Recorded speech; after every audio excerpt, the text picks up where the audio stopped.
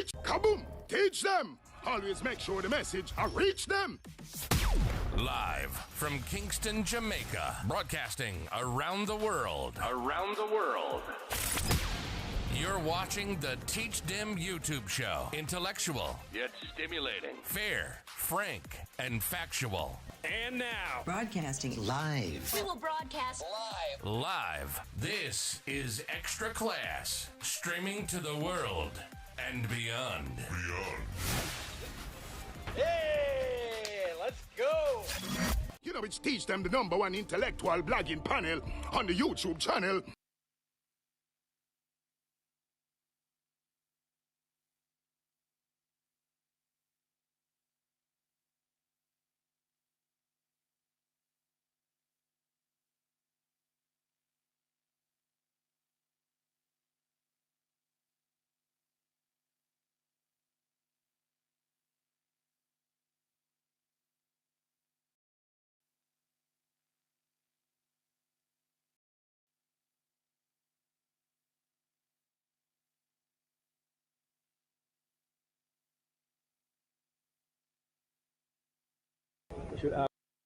Left that alone.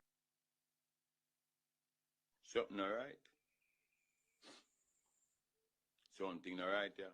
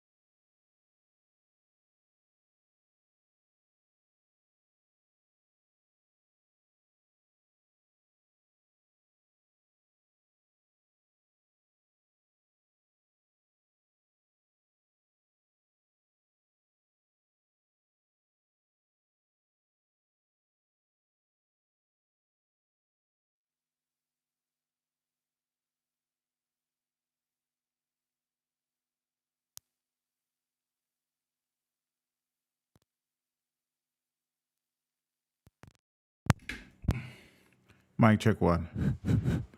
Audio check 1. Mic check 1. Audio check 1. Testing 1 2. Microphone check 1. Testing 1 2. 1 2. Mic check 1. Audio check 1. You guys hearing me now? Mic check 1. Microphone check 1. Testing 1 2. Mic check 1. Good to go? Yeah, but something not right, you know. Something not right. Something alright. Something alright. Mic check 1. Yeah. Audio check. Oh, so now you hear me now? Yeah, but then hold on because mic check 1. Audio check 1. Testing 1. Monitor, headphone. Mic check 1. Audio check 1. Testing 1 2. Preamp professor. Mic check 1.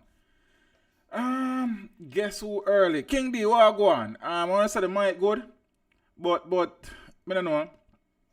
The boy, I'm here working at my studio yesterday, I never the woman, and all hell broke loose, you know. So I don't know where the man mash up, you know, brother. You understand? And it's not lock me door, you know. You see me? The man there pull door like say, him a work here and I pay bills. You understand what I say? So I don't really know what go on. So Jaja.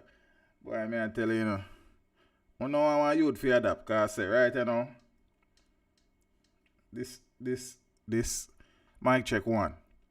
Audio check one. Alright, them say the mic good, so I go work with them I have. It means I can't use my things them, and I don't know, I have to try to figure out this, because, boy, I tell you, Jen said, I'm here alert. I learn to mash up my things them. Yeah, so I say, sure, boy, I tell you. But with that piece, if you don't hear me, I hear myself in my headphones, so I turn up the volume there, so audio check one. Yeah, that sound better there, so.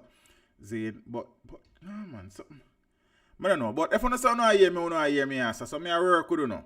You understand? Peeps, good night. But there, I think kind of show me out, because I'm surprised, Jaja. Boy. Sorry, guys. My apologies. Thanks to those who have remained patient. Blessings on this Sunday evening, the 1st of October 2023. I trust that everybody who is in the hearing of my voice and see my face, you and your family and your loved ones, you guys are doing well. Hold on. Why? So, preamp. Okay. Mic check one. I'm going to stop trouble with something. I'm going to figure it out later after I'm done stream. But yeah, big up on yourself, peeps. So there, thanks to the patience, the thing go. One of them things. But we're there. Comfortable. Friday night, I go stream and DNJ say I stream and I show him say I stream. You understand me? So peeps, big up on yourself, Zane, I could talk about some things that affect Jam down now. Jamaica land we love. Land of food and water. Not no short shorter, but things set up. You understand? I can't say this because I don't teach, but I'm here learning. Only if you don't want to go on boat here now. You understand what I say? Jaja, I don't know where man press up and touch up and I forgot. Boy, I don't even know Rasta. You see me? But alright. Boy, I don't know. I don't know. I want to share the stream to you if you can, because you know what thing go? The voice of reasoning Elliot, blessings family, bachelor, big up to the ones that went at the building, Travis and the works. You understand? Be impressive. All of the people and whatever. Richie, big up yourself, You see me? So, some very sad news has emerged. I mean, there's always some sad news emerging, isn't it? Good night, Miss Simpson. How are you? It's good to see you.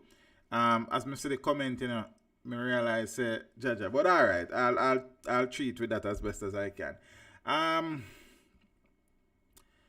80-year-old Talia Thompson was raped and killed last weekend by her uncle, allegedly so. He was in custody after he was apprehended.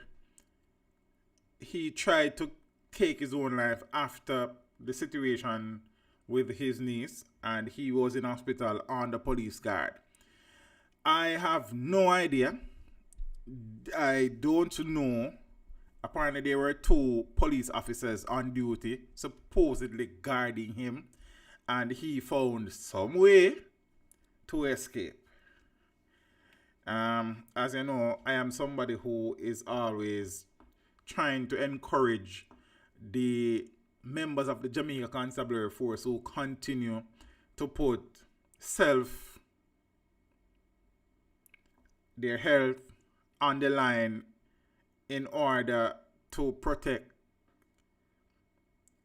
law-abiding citizens of this country who continue to go above and beyond the call of duty. We respect them police officers there. You understand? In our real life, we appreciate them. Zane, it is one of the most thankless and challenging jobs in Jamaica. And the thousands that decide to take it on, Zane, we appreciate the ones them who are giving the country their continued service in these challenging times.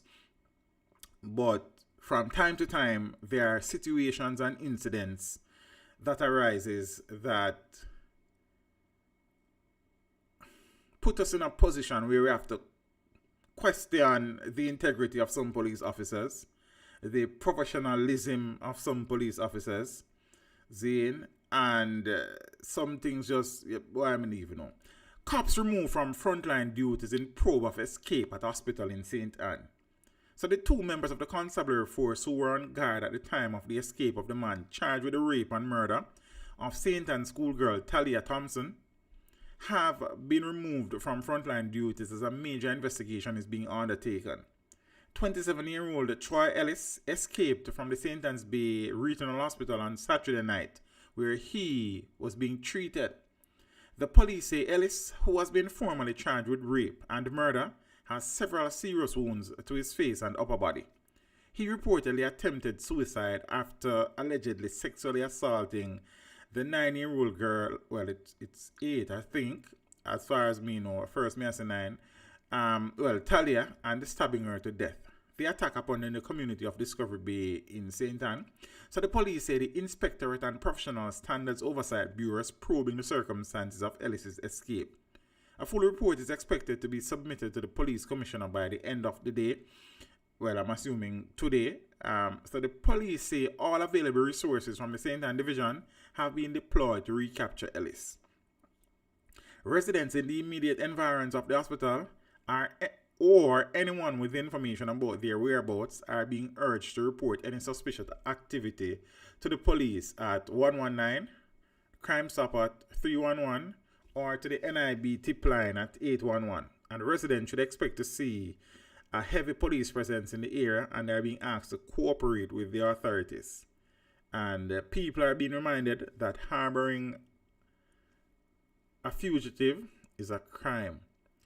I have no idea what transpired. I don't know. Like, so the two officers were busy monitoring their phones. Ah, boy. Strange this feeling I'm feeling. Oh, Jah love, we will always believe in. Though you may think my faith is in vain, till Shiloh will chant Rastafari's name. They speak up yourself in a broski. You know, it's something going on. We're there to talk about some things. So, the family, Talia's family, I mean, Troy is a member of the family, but we are talking about her family who did not cause her death or bring any harm to her. They are still in a state of mourning, I am certain. They are still trying to come to terms with this most horrific incident that was brought upon them by a family member. And to add insult to injury, the accused, whilst on the police guard at hospital, has managed to escape. 2 police officers, you know.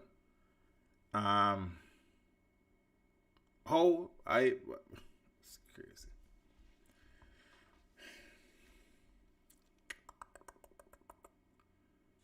Strange this feeling I'm feeling. I don't think try watch my channel still, but if anybody will know try watch the channel, make him know so the police them look for him, you know. You understand what I say? But I don't even know if it's about a situation. I'm not telling a lie. Big woman thing. You see me?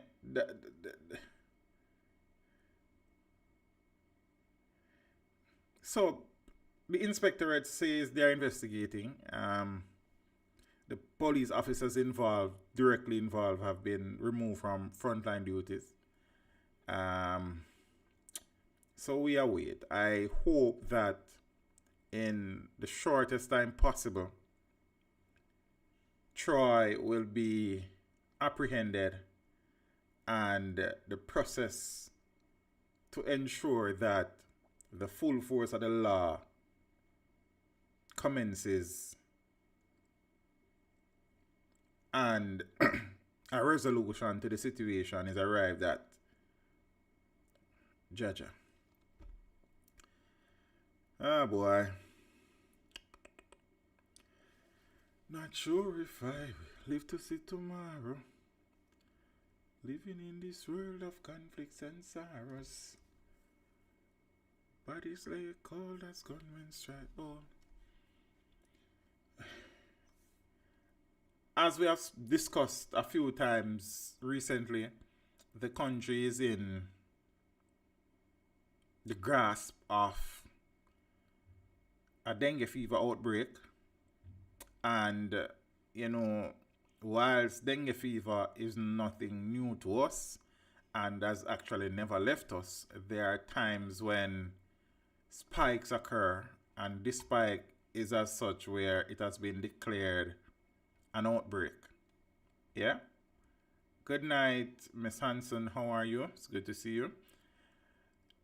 However, in Jamaica, sometimes, for whatever reason or reasons, Nyoka, such a nice name, we prefer to play doctor than to visit the doctor. And sometimes in playing doctor, we play and play until somebody gets hurt, as oftentimes we take whatever we feel like, we treat whatever we feel like. That said, Jamaicans are being urged not to use aspirin diclofenac to treat dengue. So the aspirin name is diclofenac. So let me read that and see if I can get it right. Because the diclofenac thing did kind of throw me out a little bit. You understand? So Jamaicans urge not to use aspirin diclofenac to treat dengue. Yeah, so let me can read now. So Jamaicans are being urged not to use the aspirin diclofenac, ibuprofen, or any of the medications or pain relievers known as non-steroidal anti-inflammatory drugs, or NSAIDs. I think that's how they pronounce that acronym. NSAID, NSAIDs, to treat dengue symptoms. So me brush off my doctor credential. I'm just kidding. Director of Health Services, Planning and Integration, Dr. Nadine Williams, has informed that rest and adequate hydration are usually enough to see one through the period of illness. She stated that the recommended treatment for fever is acetaminophen. Let me tell you them earlier.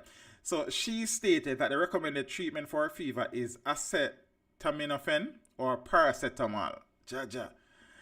That's why doctors get so much money, because they have to learn their words. Yeah. These drugs, the NSAIDs, when used in dengue, have been known to increase the severity of the disease. Severe dengue can result in organ failure, bleeding, and severe fluid depletion that can lead to shock and death, Williams said. So dengue fever is a mosquito-borne disease that is usually a mild illness in which a person may get fever, headache, joint and muscle pains, and Jamaica declared an outbreak of the disease on September 23rd. Now, people experiencing fever, vomiting, severe abdominal pain, bleeding under the skin, and other unusual forms of bleeding, feeling very weak or getting confused, are urged to seek immediate medical attention. In the meantime, Williams noted that since 2019, the government, through the Ministry of Health and Wellness, has spent over $300 million on acquisition of vehicles, fogging machine, and expansion of the number of staff dedicated to the vector management program. Now, in anticipation of a possible outbreak, the ministry implemented its enhanced vector control program in July of this year. Some will probably beg to differ. Some of the measures include the employment of 500 temporary vector control workers to work alongside the 213 permanent staff, and so on and so forth. Haroon Maraj, I think it's the first time I'm seeing that name in the stream. Blessings, my friend. If you're here for the first time, welcome. If not, big up. But for you, say bless up, teach. You sound like somebody where they up on a regular. You know what I mean? Big up yourself still. Lady Janet Brown, how are you? Right? So again, I'm saying I can take on them big words here again. The Ministry of Health is advising Jamaicans not to use the aspirin diclofenac to treat dengue, or diclofenac or ibuprofen, because they can exacerbate the symptoms and in some cases may make things way worse than, I think a Giga 876, big up yourself. Yeah, so rest and hydration is the recommended treatment. So you can try out for that and see. On Friday night, I spoke briefly about the unfortunate situation at the BB Coke High School in, what is Spam I don't know what that. The BB Coke High School in St. Elizabeth, where a youngster was severely beaten because he reportedly stepped on an older schoolmate's Clark's shoes. That the accused, the victim was transferred from I think it was the Mandeville Regional Hospital to the University Hospital of the West Indies to undergo CT scan and to get further treatment, while the accused has been charged and I think is on 10-day suspension. So student charged with the BB Coke schoolboy beating. So yesterday, which was Saturday, head of the St. Elizabeth Division, acting superintendent Coolidge Winter, revealed that the minor who was taken into custody on Friday was charged with assault occasioning grievous bodily harm. Perhaps attempted murder should have been, I don't know. He will be arraigned tomorrow.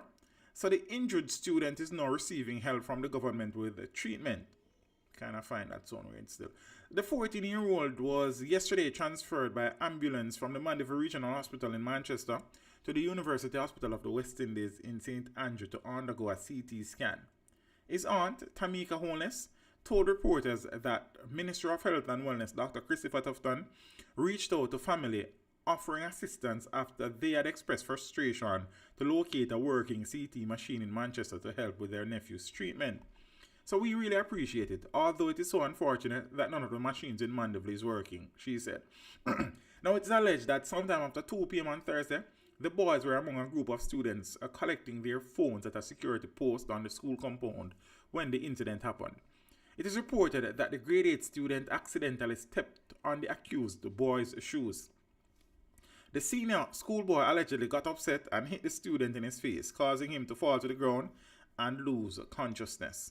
Other students reportedly intervened and the injured boy was taken to hospital by his schoolmate. Before I say anything further, I must take this opportunity to say to the youngsters who saw the need to assist their schoolmate to get medical treatment, it is very commendable what they did. And all is not lost. We see where goodness still exists among the society and among our children. Errol Townsend, good night. So, I know, man. I've been seeing 1 and 2 pictures of the victim, and they don't look very well. You understand? I saw a few of the clips surrounding the incident. And we still live in a society where the first reaction when these incidents happen is for us to take out our phones and video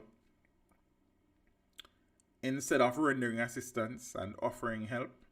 And sometimes if we immediately try to assist people in need, sometimes more lives would be saved. But we are so programmed that the first thing we need to do is to start video and say, yo man, him dead already, man, and him not make it, you understand? Or she dead already, man, she not make it like we are doctor, we are pronounce people dead. You understand what I say? Instead of trying to offer some assistance, we are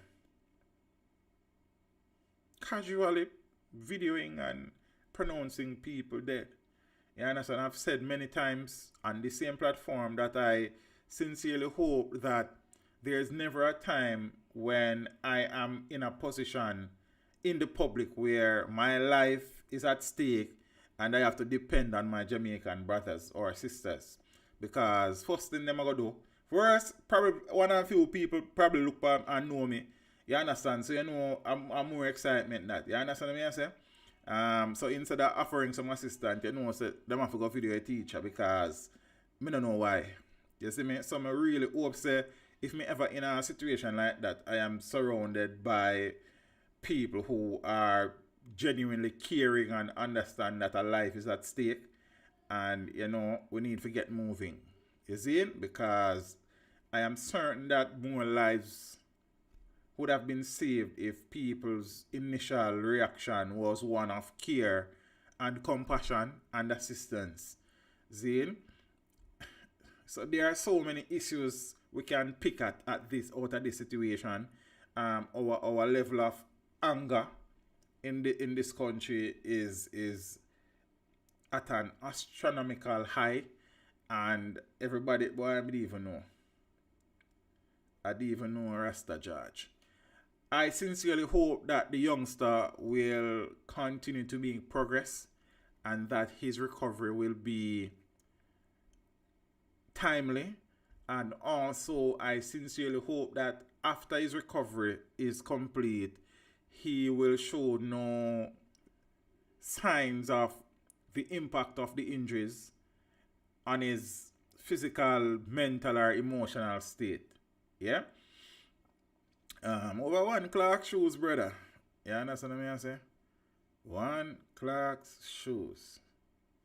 You see me? And again, shout out to the youngsters who reacted with speed and care, Jaja. So the accused is in custody. He has been charged with assault occasioning grievous bodily harm.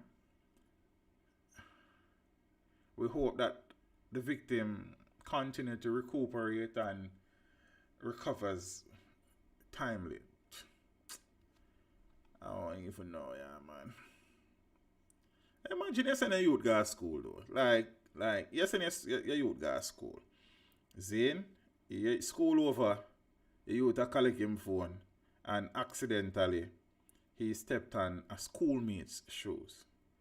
And the call that you get is that your child is unconscious in hospital after being hit by a schoolmate whose shoes he accidentally stepped on. Yo. Ah, boy. I know some schools have banned the Clark's shoes from said institutions.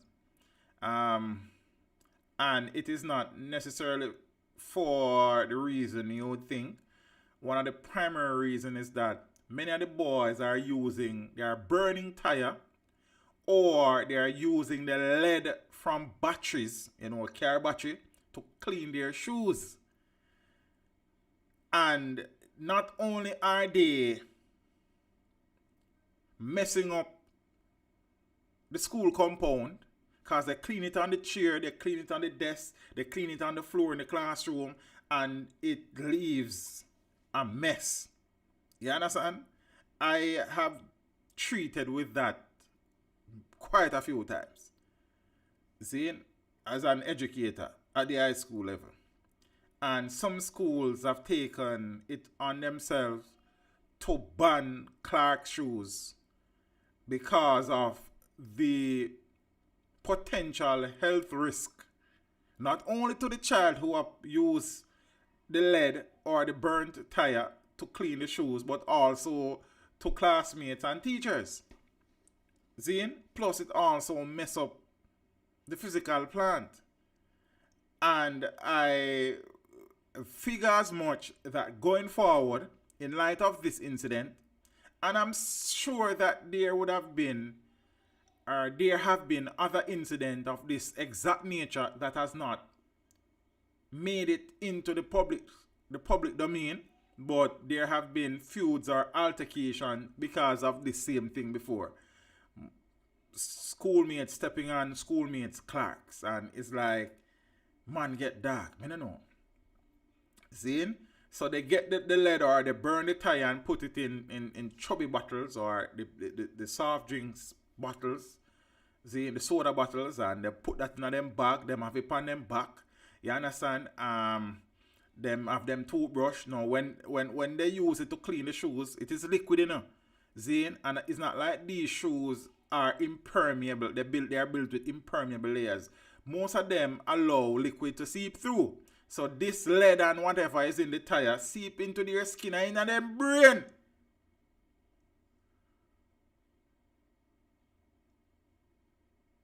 Cause it's like the lead just go up through them foot in them brain cells, brother. And many of our children need no other thing to go against their ability to acquire knowledge. Because the truth of the matter is that quite a number of our students are struggling academically to begin with. You don't need nothing else to get in the way of their academic progress. See? But the black and man shoes is the, I guess, I don't know. And they act, why? So, I mean, as a school youth, a man want clean and neat and nothing wrong with that something there. We know that's something again, we've been there. See? So we understand the thing. However, the extent to which these youths going is different from back in the time when I was a boy. You understand? But then when we are youth, see, you know, you want your pants straight and thing and pan a nice little level, but we pants them never tight. I mean, you used to have a few youths as we not say no, because from long time them things they are going. But now is a tight some of the man them are got school family. You understand what I say? And most times the bags are empty. Them have a shoes box in there with them toothbrush to clean them shoes and them burnt tire lead and no book. You understand? So them bag with a shoes box in there and them phone and I eat that. Leaving from them parents' house, you know. And yes, we know some of the parents them leave out, go work before the youths them. But brother, like if it did set a thing on a level from a longer time, so many of the youths them want so deviant. You see?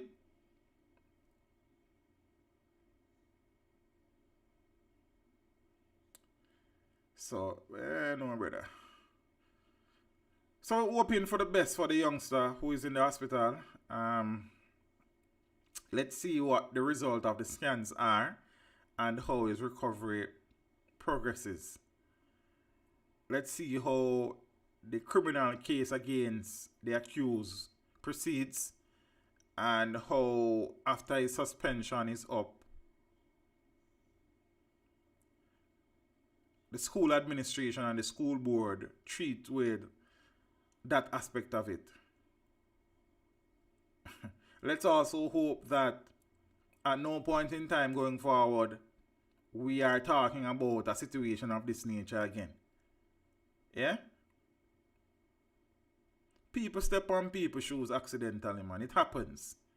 See? Brush off your shoes and go on, man.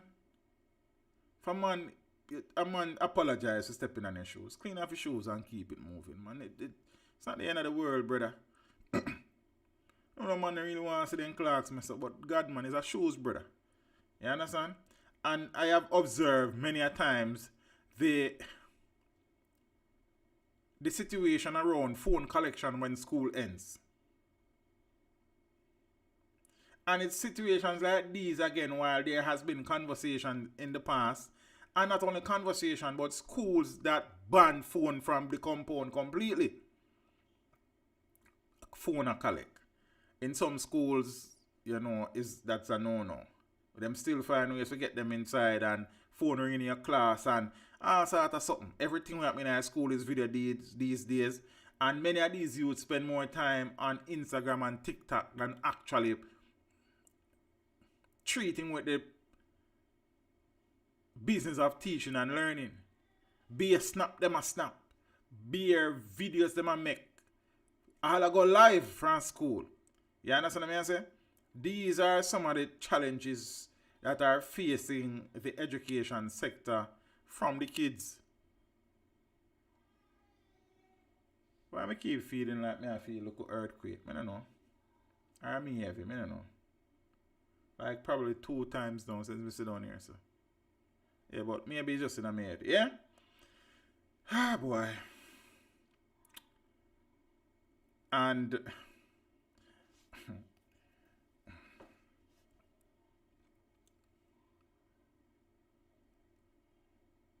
I don't know. I make it serious. We hope for the best. You see me? Police probing possible love triangle killing in St. Elizabeth. On Friday night, when I was looking at the Beachstow testimony during his trial, you know, I made a point that truth of the matter is many people have died in these love triangle situation, and the unfortunate reality is that as long as you have men and women on this planet, people will unfortunately lose their lives in situations like these. You understand? It's just the nature of the beast, and unfortunately some things will never stop happening, and as a result some lives will be lost in these situations. This article was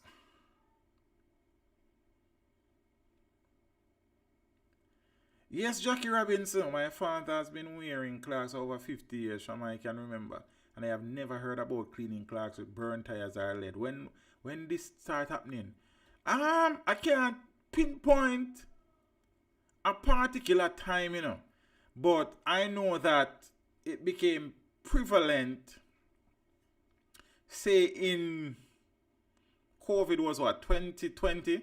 Say in 3 years leading up to COVID, so 2017, 2018 thereabout is when I started observing an increase in the frequency and regularity which I saw it happening. Different people may have different experiences than me, but from my personal experience as a teacher, that is when I can think back and remember it becoming a real trend. Yeah?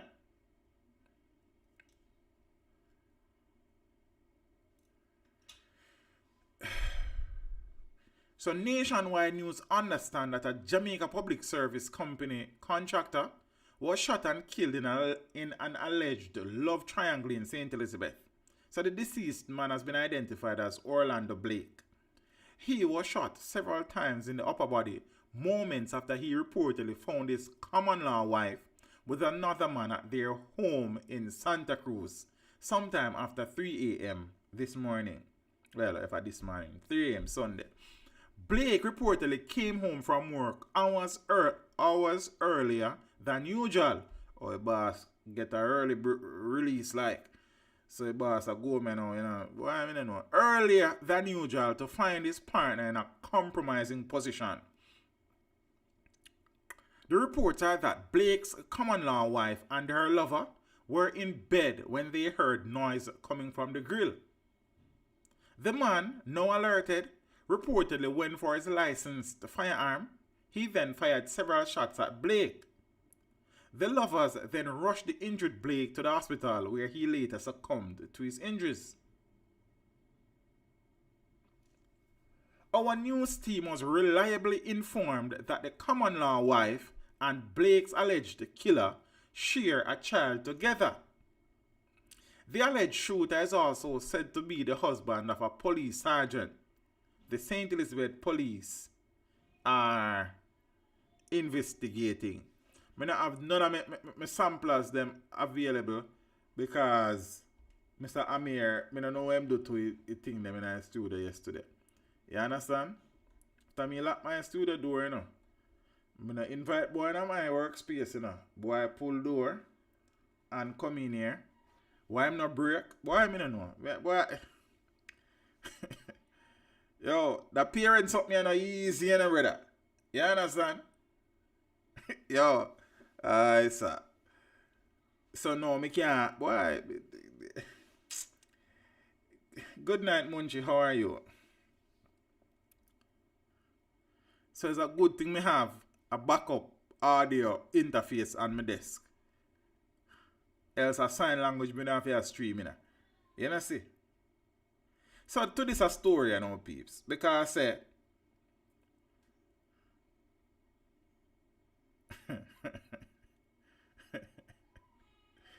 so Empress, the woman, common law was born Ghana work. He's a JPS worker. Them a linesman apparently he treats with electrical lines and stuff. Not sure exactly what is the nature of that. But he apparently usually go home a little bit later than he did this morning. So I don't know what go on and him get to go home earlier. Him choose to go home earlier this time. And when he got home, apparently his common law wife was in bed with her child's father. So I don't know if the man are going now or him inside or whatever, but he was shot multiple times. Seemingly in his own house by the Empress baby father, who is apparently a married man and has a wife who is a police sergeant.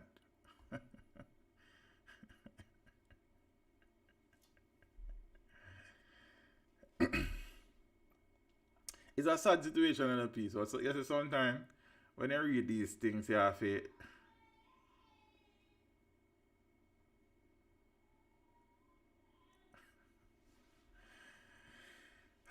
boy. All fire stick is we catch. But if a fire stick them a catch Lady Anne-Marie, man, then just boy, I don't know. I mean, it's always easy to say something sometimes, because me I'm gonna say then, if Empress knows it, boy, I don't know. Netflix series. Every day keep, you know. You understand? Every day keep. Be a mix up, Gavin. Mix up and blender, brother. And as me say, how many of these stories you have read or heard about in Jamaica in your lifetime? Many, many, many, many, many. They are not stopping. See? And the next thing is that when I was a young boy, in my prime, go and dance, see the girl them. When I was younger, and me used to do some things. See? I have this philosophy that one,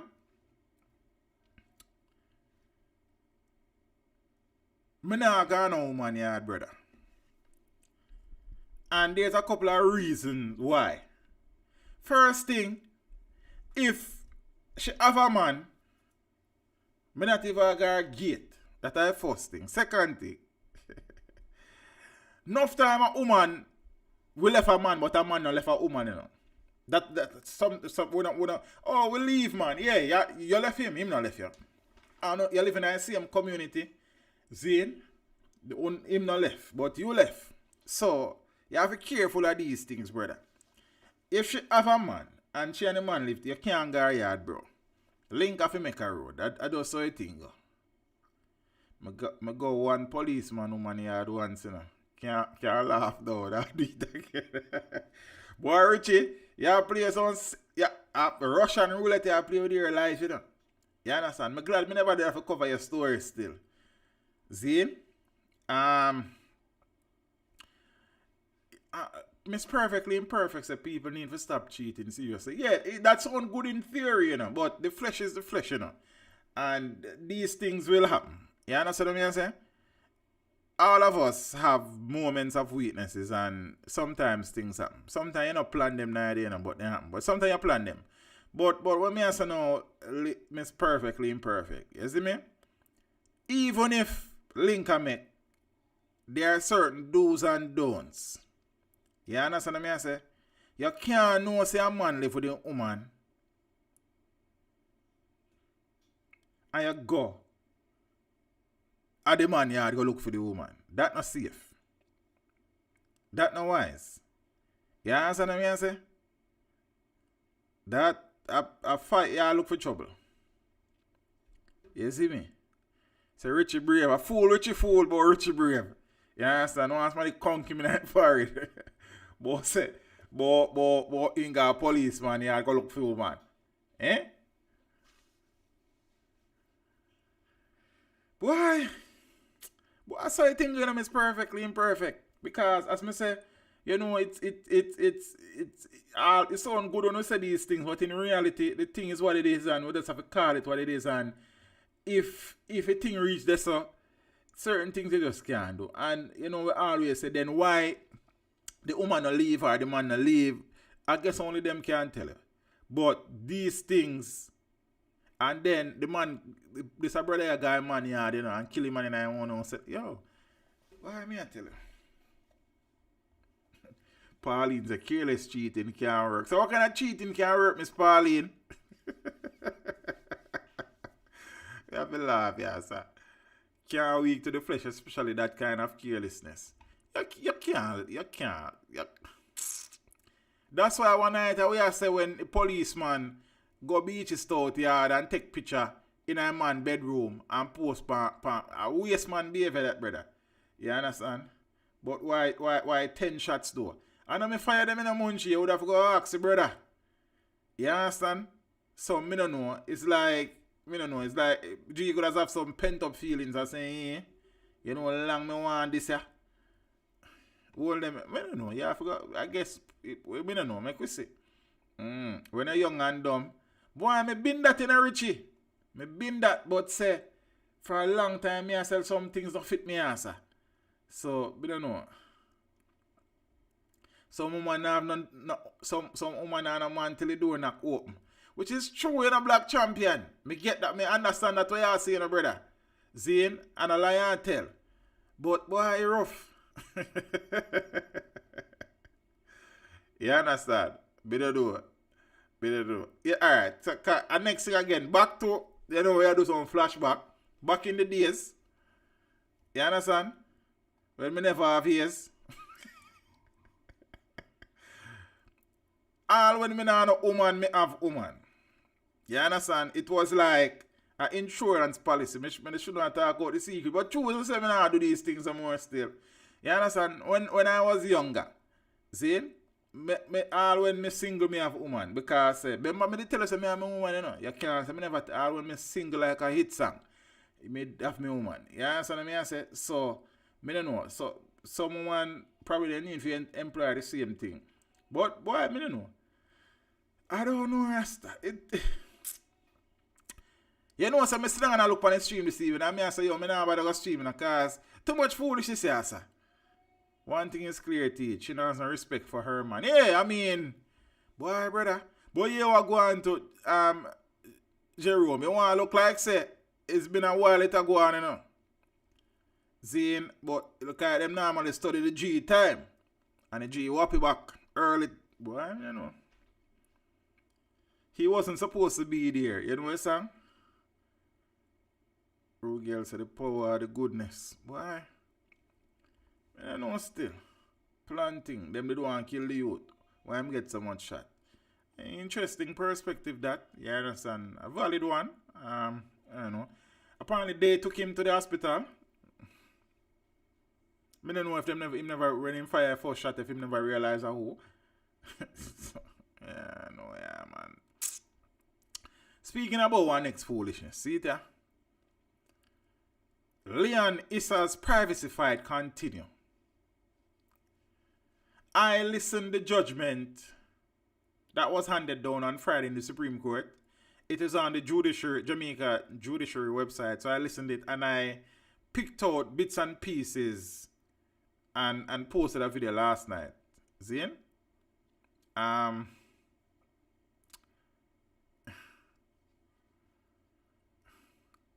Among Leon-Issa's fight for privacy did not end on Friday with her compliance with a Supreme Court order to give the police access to her phone as they probe the 2022 murder of her son, 9-year-old Gabriel King.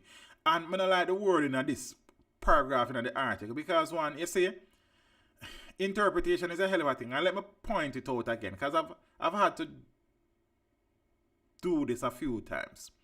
The phone in question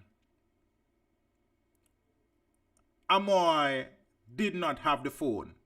The police recovered the phone at the murder scene inside the vehicle beside the child.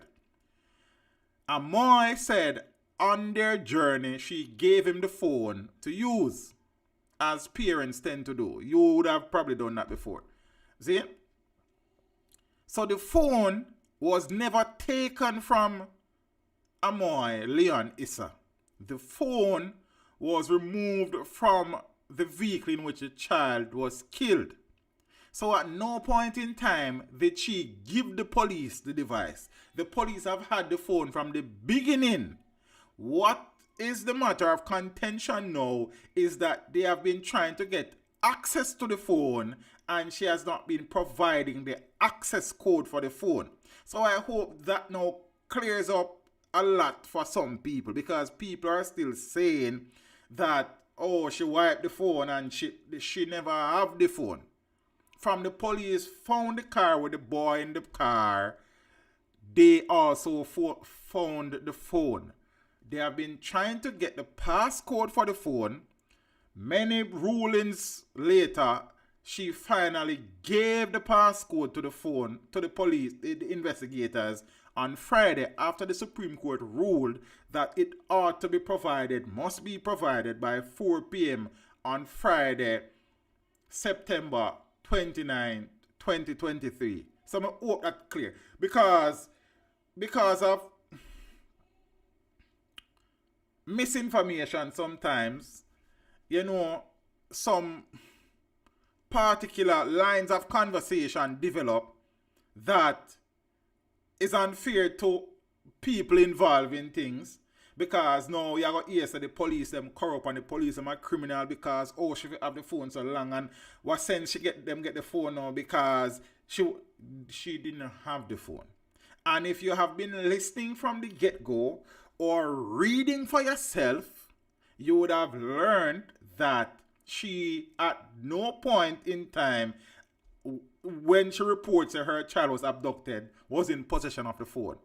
She gave the phone to the child. When the police found the vehicle, they also found the phone beside the child in the back of the car. Clear? Gaza, me get that point. And I've been asking that question. My theory about that is this. So whilst the police have the capabilities and the equipment to access the phone, these things have to be treated in a particular way in the name of law and order. Again, I could be wrong, because I've been trying to, and as I telling them before, I have seen firsthand the equipment that the police use to extract data from phones. Like, I'm telling you, I have video of it, because I did video the connections. Zine, when I went to the Jamaica Constabulary Force Expo. Zine? So, like, I know they have the capabilities. Zine? It was a crime scene evidence. Shouldn't affect Lee. Yeah, and that is our next part. So, Richie, what I suggest you do is listen the judgment, because the judge would have spoken to these things. Zine?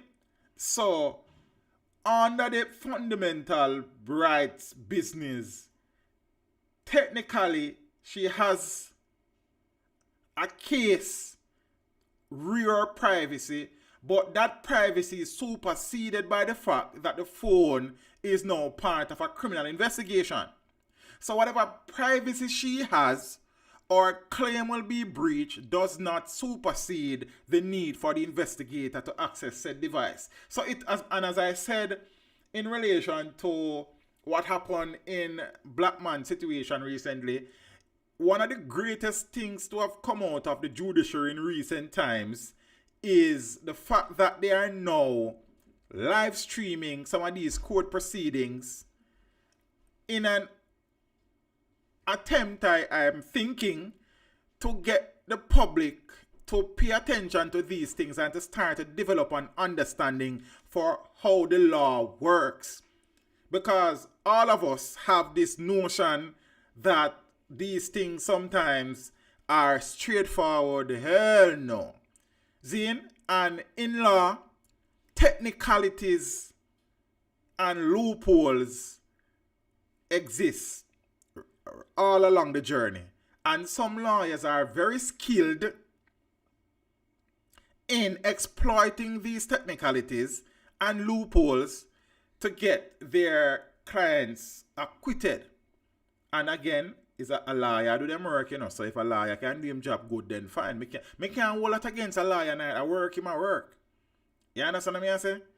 But the truth of the matter is that our understanding of how the justice system works is not how the justice system works. So I would encourage people when they have the time.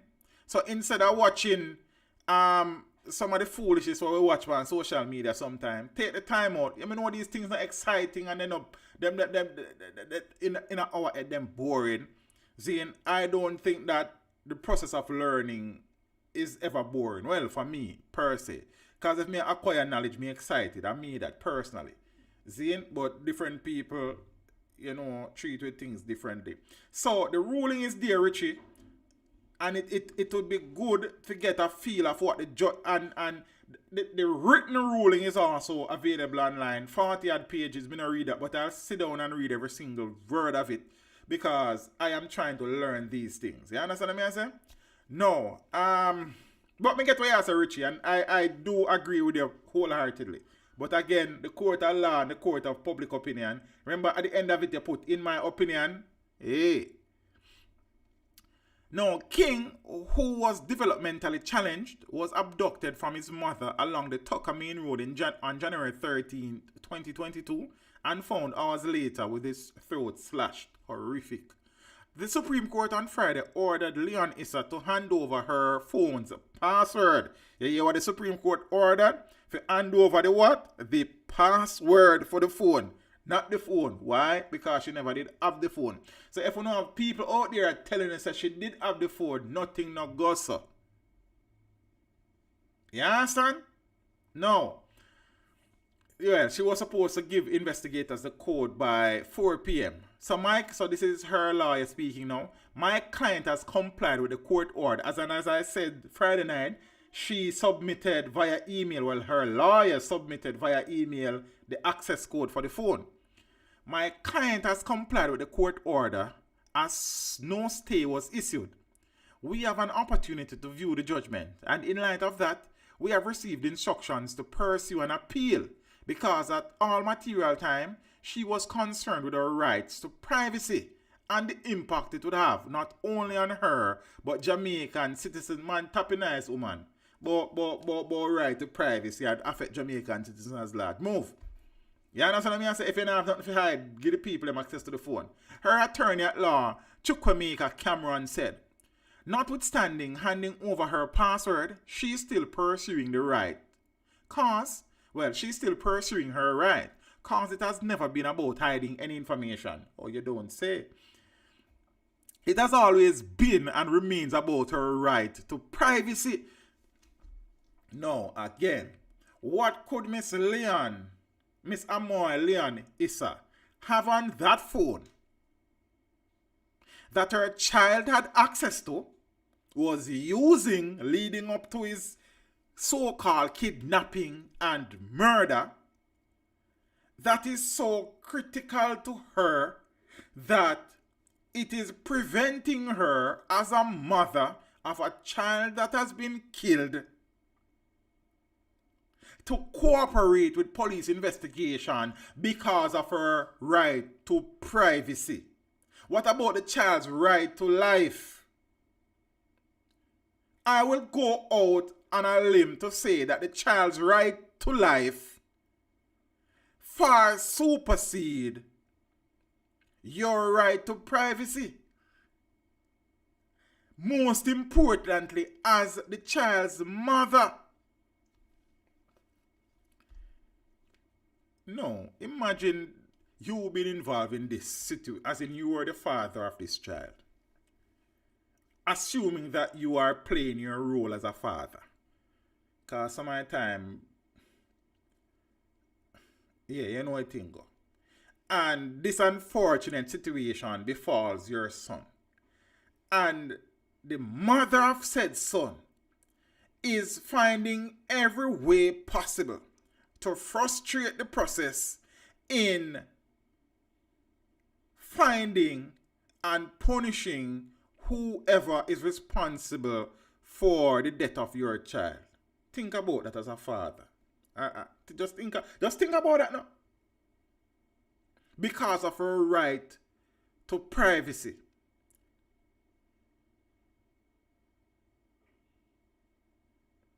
Unless there is more that is not being said by Miss Issa in the situation.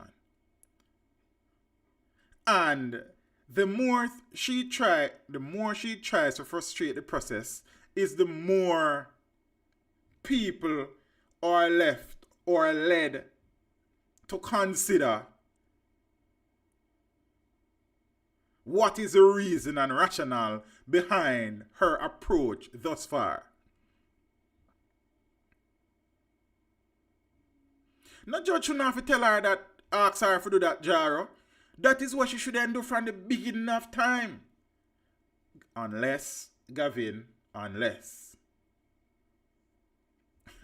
Cameron said his client's insistence on this right is grounded in a declaration from Chief Justice Brian Sykes in his ruling in the NIDS matter that Jamaicans have a right to information of privacy. And we do agree with Judge Sykes. Of course we have a right to our privacy. However, circumstances alter cases. In this situation, Miss Amo, can I sure say somebody close to her watch this, you know. If not she.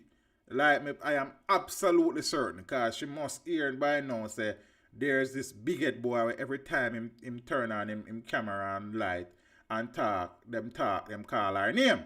So me be certain. No, if I know she a listen to me, she a go hear what was said. As a mother, Mrs. Issa, there's no rationale, there's no logical explanation that can appease in this situation, knowing that Gabriel was horrifically murdered and your defense in allowing access to the phone remains your right to privacy. As a mother, you would have mothered that child for 9 years. At some point in time, there must have been, so okay, he was developmentally challenged. But I'm certain at some point over that 9 years, there must have been at least one moment when there was this love between you and that child, when you felt love for this child. At least one time.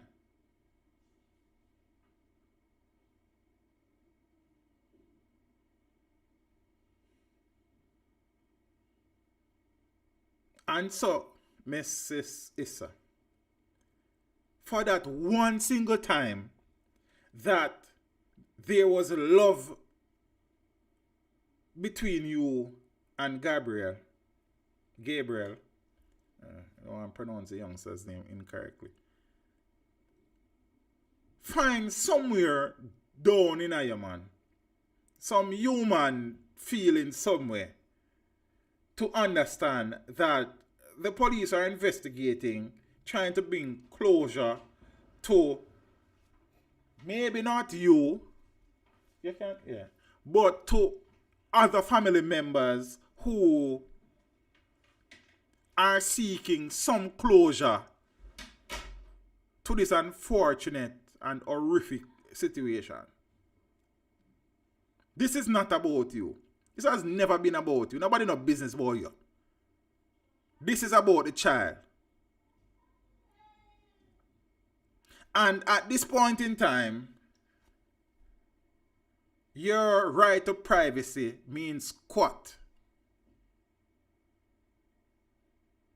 your right to privacy cannot, at no point in time, supersedes a criminal investigation in which a phone that you gave to your son was found beside him after his throat was slashed. Move. Teach, could it be that the police may find way more inside the phone than they bargained for? Several birds. Well, who? I fear our business that. You understand? So that's a possibility, Jerome. But that a fear our business. We no business with her, Me no business with her. Shannon, I have no idea, Empress. At no point in time since this development occurred, I have heard any mention of the child's father. No idea. So I don't know if people in the stream have seen or read or heard mention being made of the child's dad, but I've never seen it. See?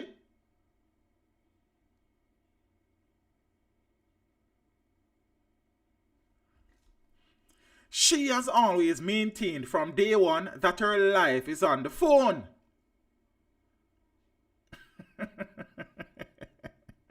And what about Gabriel's life? What about his life?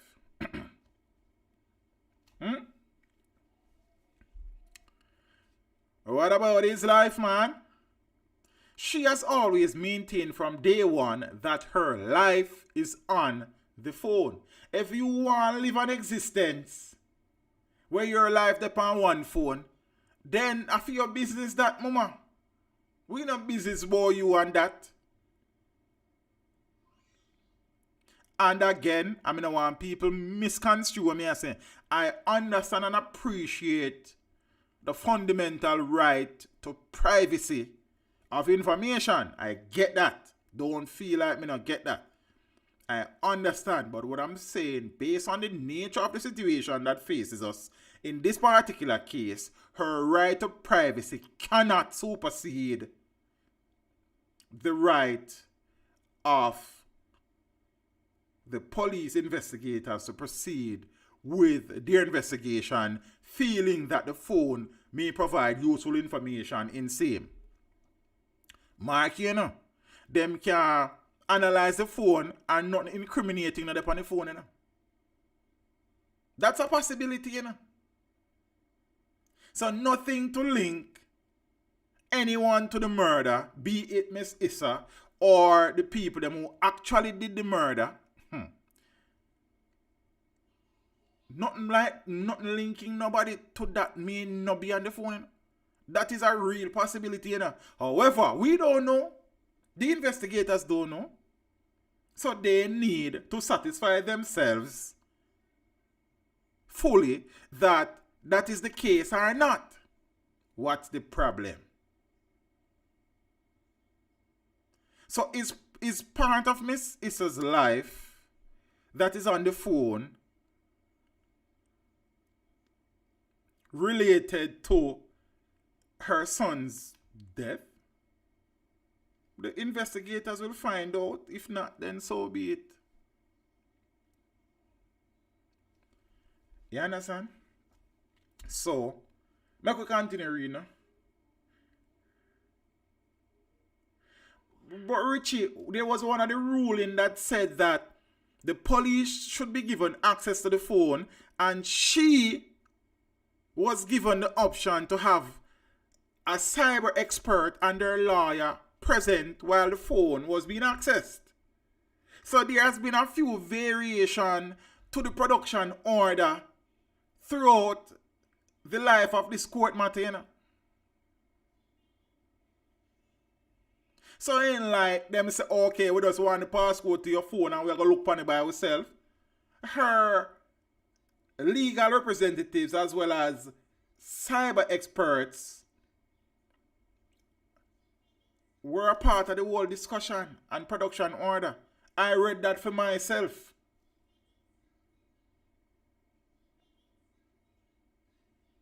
So, me no know. But me could continue because night a come. Cameron said, so notwithstanding handing over her password, she's still pursuing her, I say all of that already. Yeah. She has always maintained from day one that her life is on the phone, and that life, she now has rights over it, and she will be going to the Court of Appeal to make a determination as to whether she has any control over that, any at all. Asking the court, he added. Meanwhile, Senior Parish Judge Lorna Shelley Williams, in handing down Friday's ruling, dismissed a claim by Leon-Issa seeking to quash a production order in relation to the iPhone. It's an iPhone 13 Pro Max to be exact. See? So if you start to read the written judgment, more information will become available. As I say, I just glance over the front pages and I haven't really gotten to in it yet. So one day in the week, I go read it. The whole light. You understand?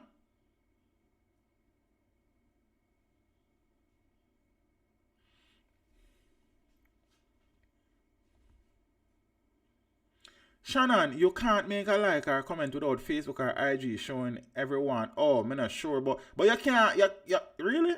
Well, when you like over Facebook, over YouTube, them not tell her who. You understand? I'm gonna get what you say. But okay. I don't really do follow up with Facebook thing like that. That's still enough. Anyone knows her profession?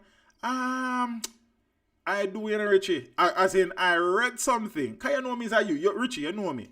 Like when certain little vibrations start knock my heavens, I go digging, you know that.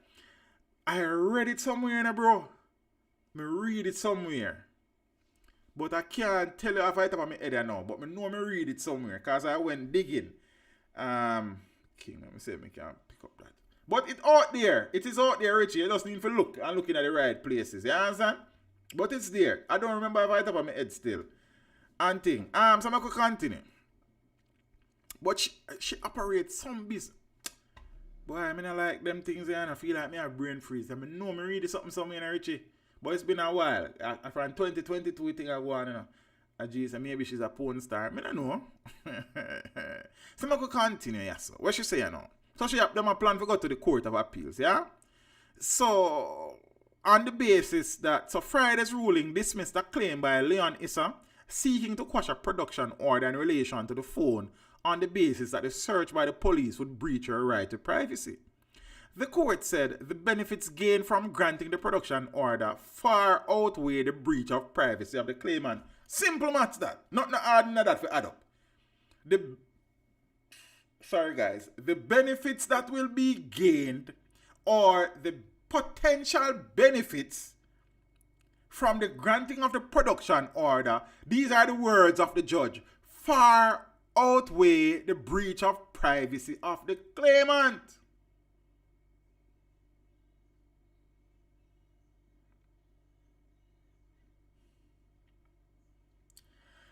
Father Wayne, big up yourself. That too is a possibility, but as I say, as parents, you know, you may be transporting your child somewhere and then probably a little bit uneasy, or if it's a child that, you know, can ask, you may ask, you know, daddy or mommy, can I use your phone? You know, them watch them local video or them play them local game until them reach where them go. So, me not say nothing far-fetched about that. That is something that I've done as a parent. Not necessarily my phone per se still, but the youth will probably have them tablet or something. You understand? My life not upon my phone, but you can't to play with my phone. You understand? The boy I'm in real dash with my phone through all car window. You can't Yo, you can't trust him. You understand what I say? So don't really with my phone. You want dash with tablet. That's a joke still. Like, but yeah man. But I know parents do that. You see me? So but me understand what you're saying. Because with these things, sometimes it is the possibility that you're not thinking about none at all. That is actually the fact, you know. So that's the next thing. You understand? A man say man a matlock. But alright, so make we continue. So the court said the benefits, yeah, we said that already.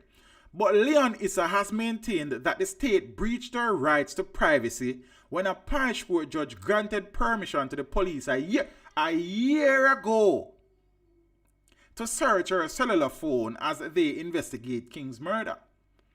St. James Parish Court Judge Sasha Marie Ashley first granted the police a production order in September last year. 1 year ago, you know. 1 year ago, compelling Leon-Issa to turn over communication and other data from her iPhone within 48 hours. Leon-Issa challenged the order in court a month later. Truth be told, if it was some other people, they wouldn't even get a chance to challenge it before police will lock them up, because they would not have carried out an order from the court of the land. Yeah? But we move. As a result, it was varied to block her from, so the production order was varied to block her from being present while police investigator accessed the phone. So it was varied, so changes were made. But, so while she was not given the opportunity after a while in the production order to be present physically, her attorney and a computer expert, Richie, of her choice, would have been given the permission to be present. So whilst the production order was modified going along the journey to not allow her to be present, her lawyer and a computer expert of her choice would have been allowed to be present when the police were accessing said phone. Alright. In February this year, Leon-Issa went back to court to seek a judicial review of the revised production. But Justice Shelley Williams ruled then that the production order was not ultra virus, I'm not sure what that part I mean, and ordered that the businesswoman, Richie, she's a businesswoman, I don't remember what kind of business, let me tell her, I know she operates some business, I can't tell her if I have my head now, that the businesswoman comply with the order.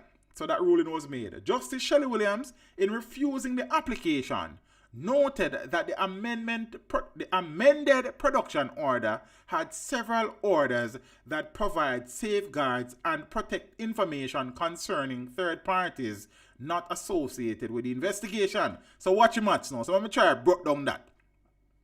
What the modified court order stipulates is that if the police them investigate apart Gabriel King's murder, whatever other information the police come across that is not related to King's murder, the police have no business with it, as long as it's not criminal. I'm sure if it's criminal, them have to go business with it.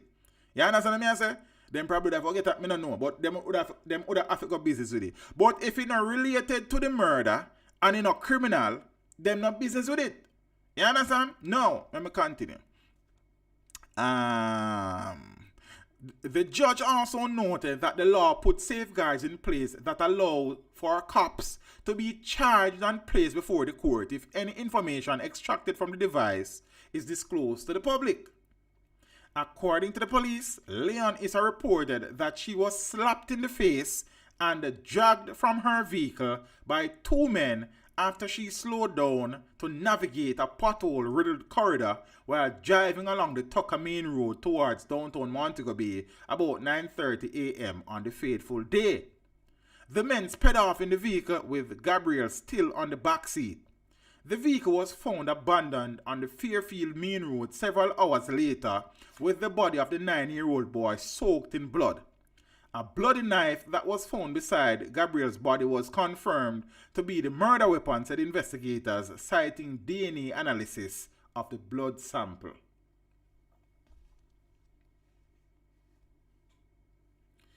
Strange this feeling I'm feeling. Me I want a dub plate there from Buji, you know. Hold your love, we will always believe in. Though you may think my faith is in vain. Strange this feeling. Yo, whose prints are on the knife? I don't know if there were any prints extracted though, lady. Perfectly imperfect. That was never stated. I guess as the matter goes, if the matter goes to trial, we learn these things. You understand? That is the beauty of trials, you know. You understand? Some things where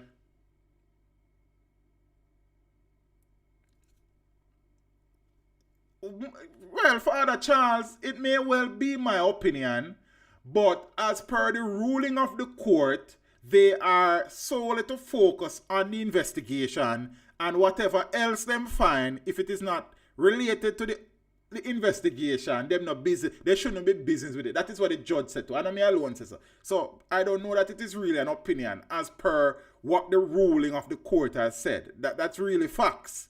Zine, as to whether or not they abide by the guidelines presented in the production order is something totally different now. You understand what I say? So I don't know. Well, if you want to say it's my opinion, fine. But as per this situation, these things are in record and are factual. However, if they want to go against that, it is on them and may well face the court. So I don't know. But alright.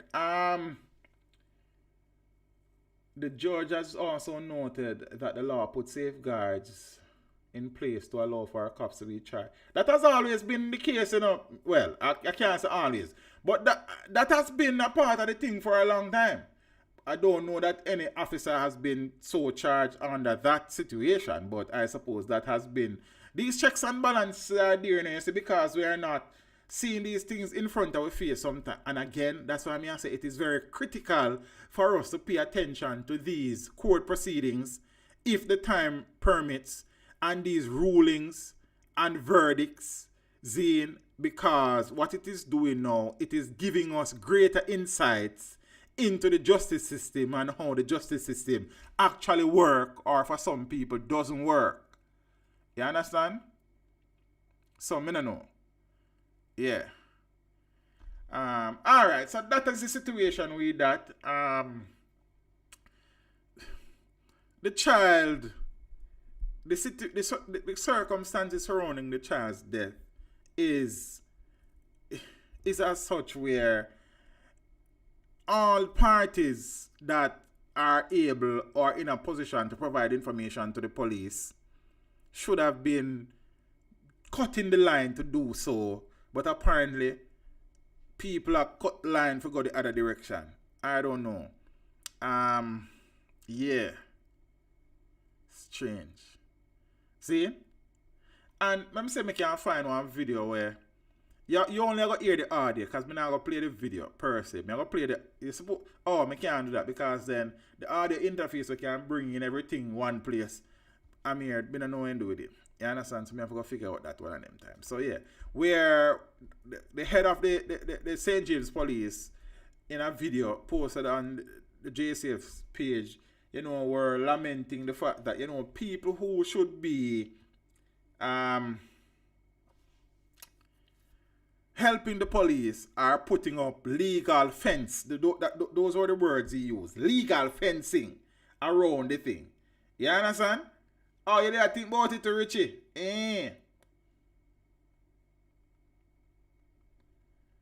So, I don't know. Legal fencing, me call it.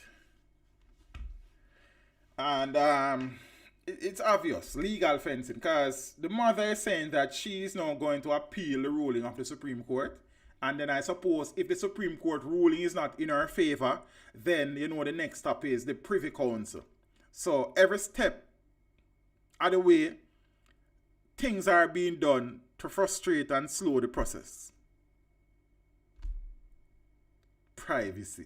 As me done telling you, know, as long as nothing upon the phone there, not illegal, Zane, and even if things in the pan were illegal, if I did my phone, my son then kill brother, what you say? Then we work out that one next day. You understand? At a later date. That day we are trying to find out who kill me youth, you know. That's what I think there. You understand what I say? So, the privacy thing where you depend, you know, me not really depend that with you. You understand? So, if you find something where me I got in some problem outside of my son's murder, then you work, you don't know how to do, but right now we need to find who kill my son too, because if you don't make me find him first, then you have to come talk to me, see me, because you have to go lock me up. So, they could find out who kill him there, because right now a joke thing. I don't know. You see me? Yeah. Speaking about the court again, the DPP, Paula Llewellyn, you know that she was first granted an extension in 2020, one of them here there. when she turned 60, in 2020, she was granted a 3-year extension when she turned 60 in 2020 to continue as DPP. She wrote this year to the Services Commission seeking another extension. She was granted same after the matter went through Parliament. The opposition said it was rushed through Parliament and they were not consulted. And as such, 2 members of the opposition has taken the matter to court, namely Peter Bunting and Philip Palwell. And they are seeking a declaration that the extension is illegal, it was done for the wrong reason, and should be declared null and void. Before that, a double murder convict also took their grows in front of the court, saying that the first extension that was granted in 2020 was illegal. The court ruled that no such thing, it was legal, but him decides to now him will appeal that ruling. So constitutional challenge brought against DPP. So double murder convict Mervyn Cameron has launched a constitutional challenge to Director of Public Prosecutions Paula Llewellyn being granted approval to remain in office until she is 65. Cameron filed a suit today, which would have been about Friday, in the Supreme Court and has named the Attorney General as a defendant. He is contending that the amendment to the Constitution this year for the retirement age of the post of DPP and Auditor General to be 65 instead of 60 is not beneficial to Llewellyn, who had previously received a 3-year extension under the Constitution prior amendment. Cameron is seeking several declarations and is contending that the amendment to the Constitution is not retroactive. The claimant, who is being represented by attorney-at-law Hugh Wildman, is seeking a declaration that the amendment of prospectives as opposed to retroactive effect and does not give validity to Miss Llewellyn remaining in office as Director of Public Prosecution beyond the 20th of September 2023. Llewellyn, who is the first woman to be appointed DPP in Jamaica, celebrated her 63rd birthday on September 21st. Cameron is also seeking a declaration that the purported appointment for Llewellyn to remain in office after midnight on September 20, 2023 is illegal, null and void, and of no effect, similar to what Bunting and Palwell are seeking, I suppose. A declaration is being sought that the purported appointment given to Llewellyn to remain in office as Director of Public Prosecution. Oh, let me have that twice. And yeah, I'm going to read it already. So Llewellyn was given a 3-year extension in 2020 when she was 60. This month, she got a further extension to remain in, well, this month as in September, because this was from last week, for another 2 years. In the meantime, Member of Parliament Philip Palwell and Senator Peter Bunting are seeking declaration that Llewellyn should not remain in office beyond September 20 when her 3-year extension ended.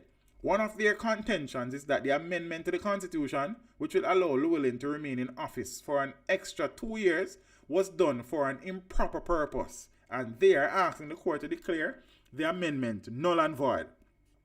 And the Attorney General is a defendant in that hearing as well, which will be heard on November 20. Yeah, so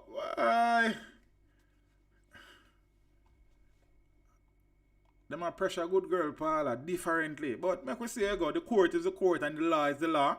Mervyn first application to have the extension ruled as illegal was thrown out, refused. He is going back. So yeah, we watch and we see. You understand? These things are important in the dispensation of law and order, and it is good to see these things go through the court. So we'll use them as teaching, learning moments, whichever way the outcome goes. You understand? If it is seen that it is null and void, then we'll see what happens after that. If the court throws it out, I guess things will continue. And no, you understand? No, since a former Speaker of the House, Marisa Dalrymple Philibert, resigned because of false declaration on her statutory declaration that she never remember so she owned one $6 million Benz, which apparently government concession was used in the purchase of same. It has been revealed. I don't know what Ricardo Blake. Hold on the father Ricardo. As I said that. Because I think the general name Orlando Blake. Jaja. Father Ricardo. First and foremost, my deepest sympathies to you and your family. You know, we discussed the matter earlier, bro. And these things. Yeah. I not even going to ask you anything about the situation because me not even know if you ask I say, bro. You see me? But for what it's worth, I am very sorry to hear that, you know, Orlando is a brother. Jano Star.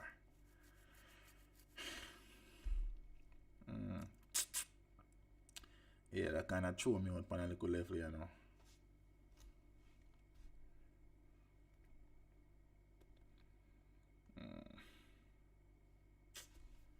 Jaja. Yeah, peep. So, Father Blake, Jano.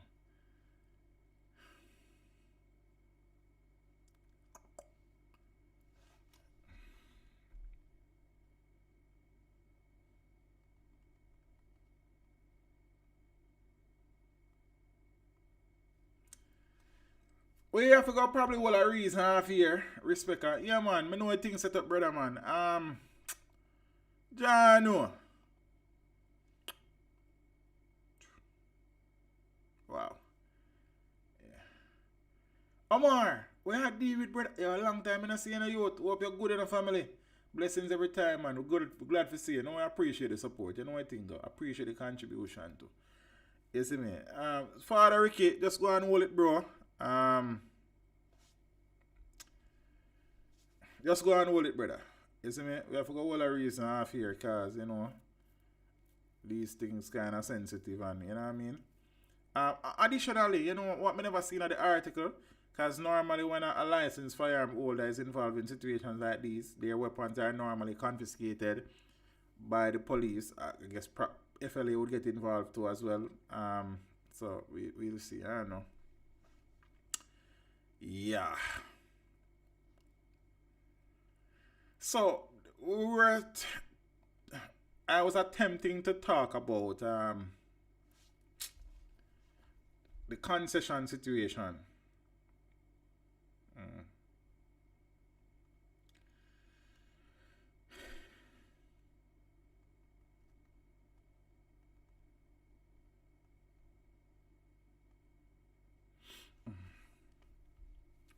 Yeah, Lady Shannon, you know them things I go because Ricardo has been a part of the family for a while. You understand me? I say so.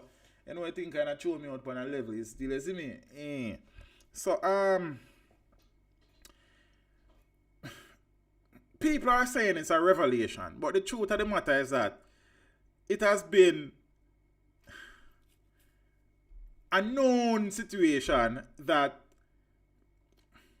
people who are eligible for government concession based on their job description some of them have been hustling their concession, and basically some people have been selling their concession. Yeah? Millions lost in concession abuse. So public sector workers, political parties public sector workers and the political parties find creative means to sell vehicle perks. The corrupt practice is wide scale, insiders say. I never need no insider to tell me. I have never been eligible for concession. You understand? In my line of work, concession is normally given to traveling officers. Basically, the principal, vice principal, guidance counselors, deans of discipline. So I was never one of the above. You understand what I say? So I was never in a position to benefit from concession. But I would have take it. You understand? And say if I could have get a nice vehicle, then why not? Then we've been at work, but said we never get none. You see? So while government gave up almost $9 billion in revenues over the last 4 fiscal years through motor vehicle duty concessions for public sector workers, wide-scale corruption and abuse have reportedly allowed some to use the fringe benefits to line their pockets. Tell me something I don't know. Insiders painted a picture of how various categories of workers across Jamaica, across government ministries, departments and agencies have used creative means to cash in on weak monitoring and enforcement of the guardrails for the perks. Something wrong with this, sir. It is an open secret, said one executive in the used car industry, that for years, workers across the public sector have been selling their 20% motor vehicle duty concession to ineligible individuals for a share of the savings derived from the use of the fringe benefit. The concession holder could pocket millions of dollars depending on the make or value of the vehicle involved. The auto industry executive used a hypothetical situation to illustrate an actual case. So let's say I have the concession and someone wanted to import a 2024 vehicle valued at $20 million. They would save about $4 million by using the concession. Because I would say, give me $2 million and you can use my concession. They would still end up saving $2 million on the vehicle and would remain in my name, he explained. The public sector motor vehicle duty concession regime also provides a cash windfall for workers such as entry-level managers who, based on their salaries, cannot afford to purchase a motor vehicle. The auto industry executive and one trade unionist explained, both wishing to remain anonymous. So rather than lose it, they sell it. There are people out there who are willing to purchase it, the executive said. Back in the day when salaries were extra low, sometimes that money would be equal to their annual salary. And the individual who would not be used to seeing so much money one time would accept it, said the trade unionist. 20% motor vehicle duty concession is a benefit enjoyed by certain categories of employees in the government service and is obtained via an application to the Ministry of Finance. The application is processed and approved by the Ministry's Tax Relief Unit. Sale of the concession is a breach of the Customs Act, which stipulates that the person to whom it is granted shall exercise continuous control over the motor vehicle for a minimum of 3 years after importation. The law also mandates that where the holder of a concession is separated from the public service, voluntarily or involuntarily within 3 years after using it to import or purchase a vehicle, the full customs duty that were remitted will become payable. However, according to the Ministry of Finance and Public Service, the sale of the duty concession is one of the top 2 violations of the regime which they have detected.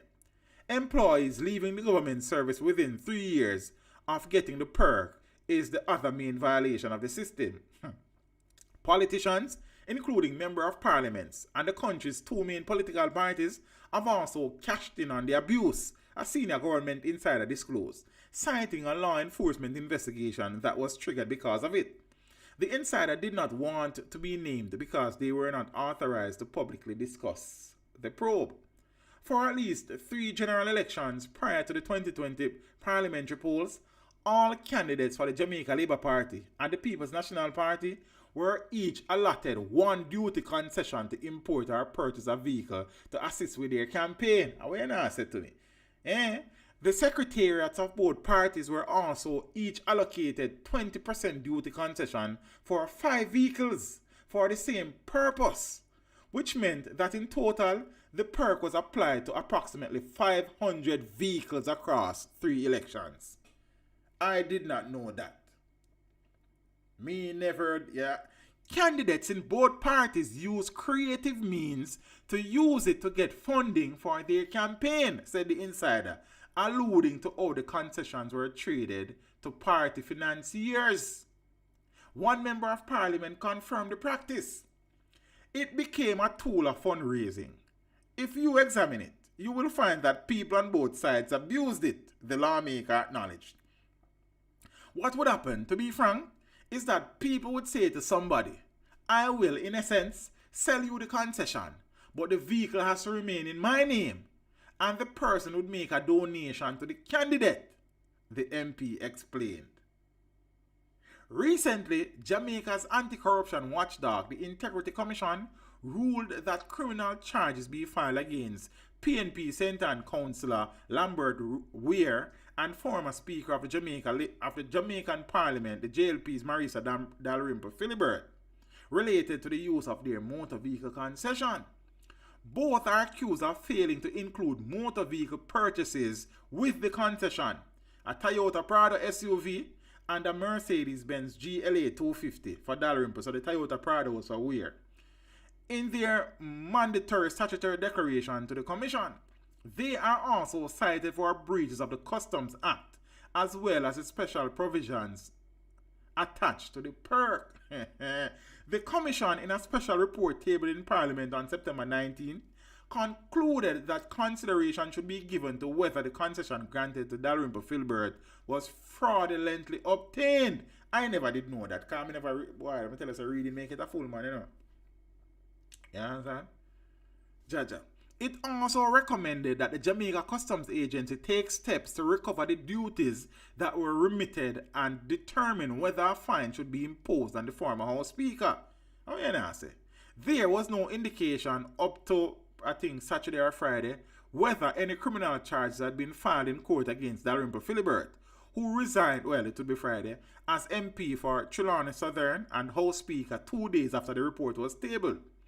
The charges and the court date would be communicated via summons. But when contacted, her attorney, Peter Champini, KC, said the former House Speaker has not yet been served. She will make herself available for service of the summons as soon as there is notification, Champini said. In the report submitted to Parliament in May this year, the Integrity Commission's Director of Investigation, Kevin Stevenson, concluded that Weir and close friend Lyson Charlton fraudulently obtained a 20% duty concession, which was used to purchase a Toyota Prado in 2017.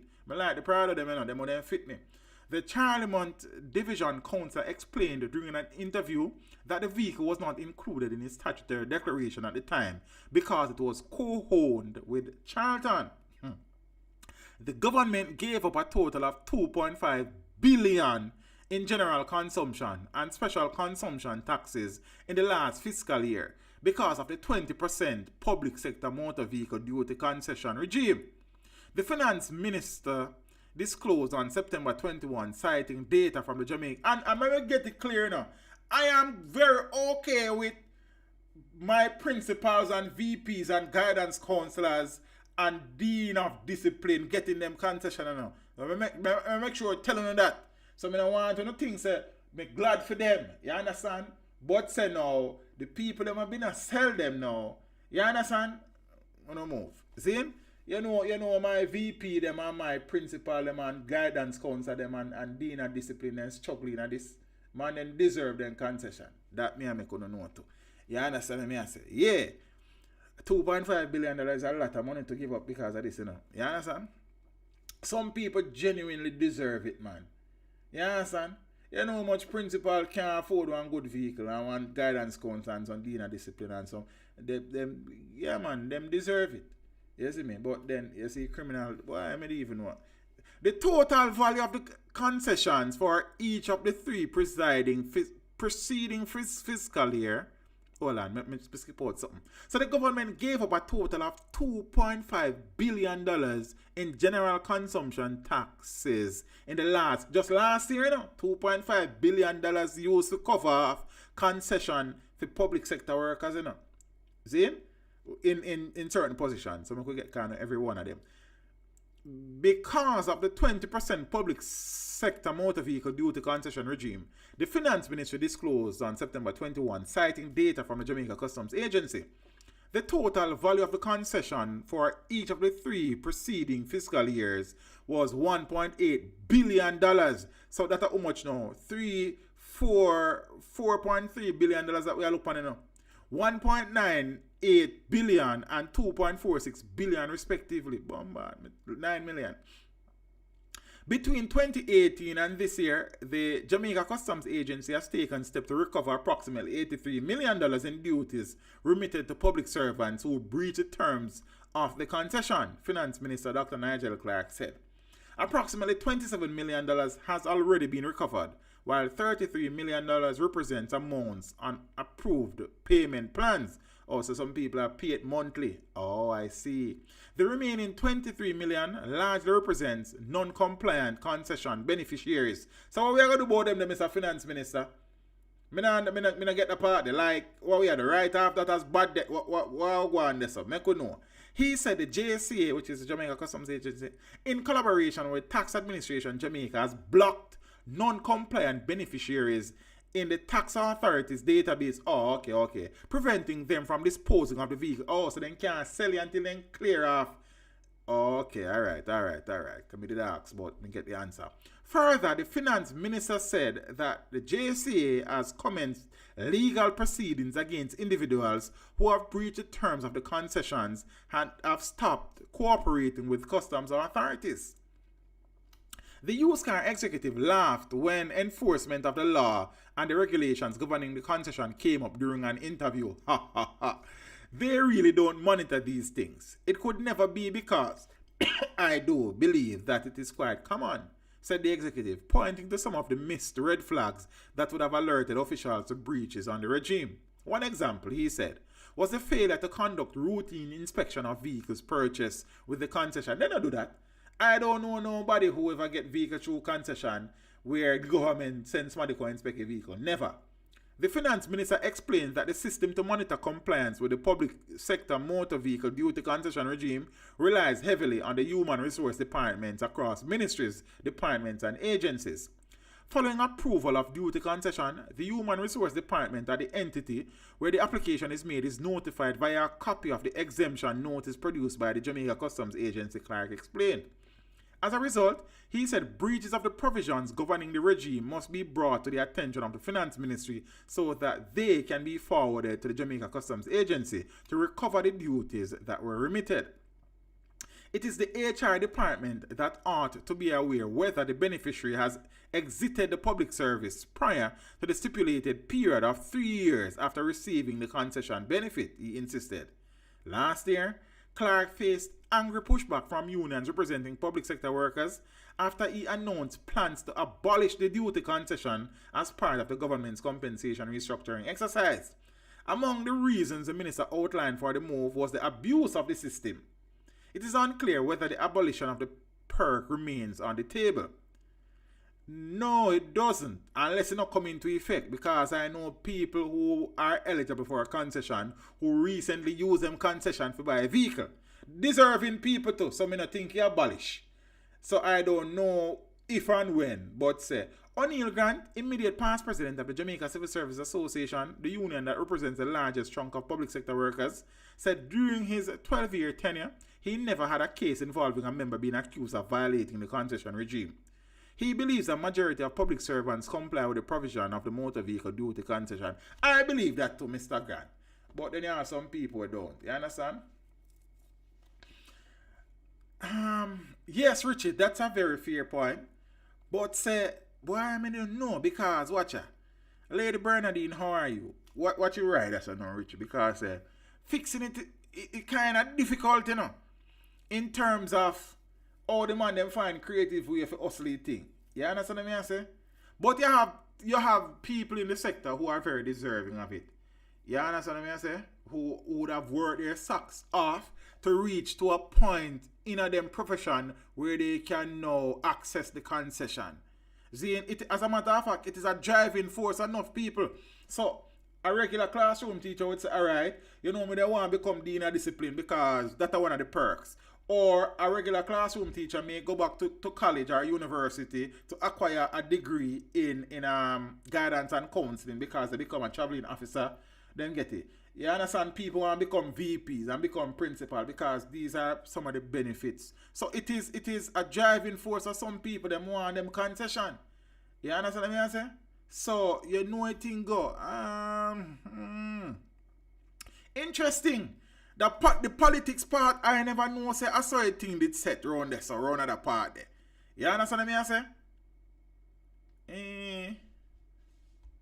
So I wonder if Asta Black did get that.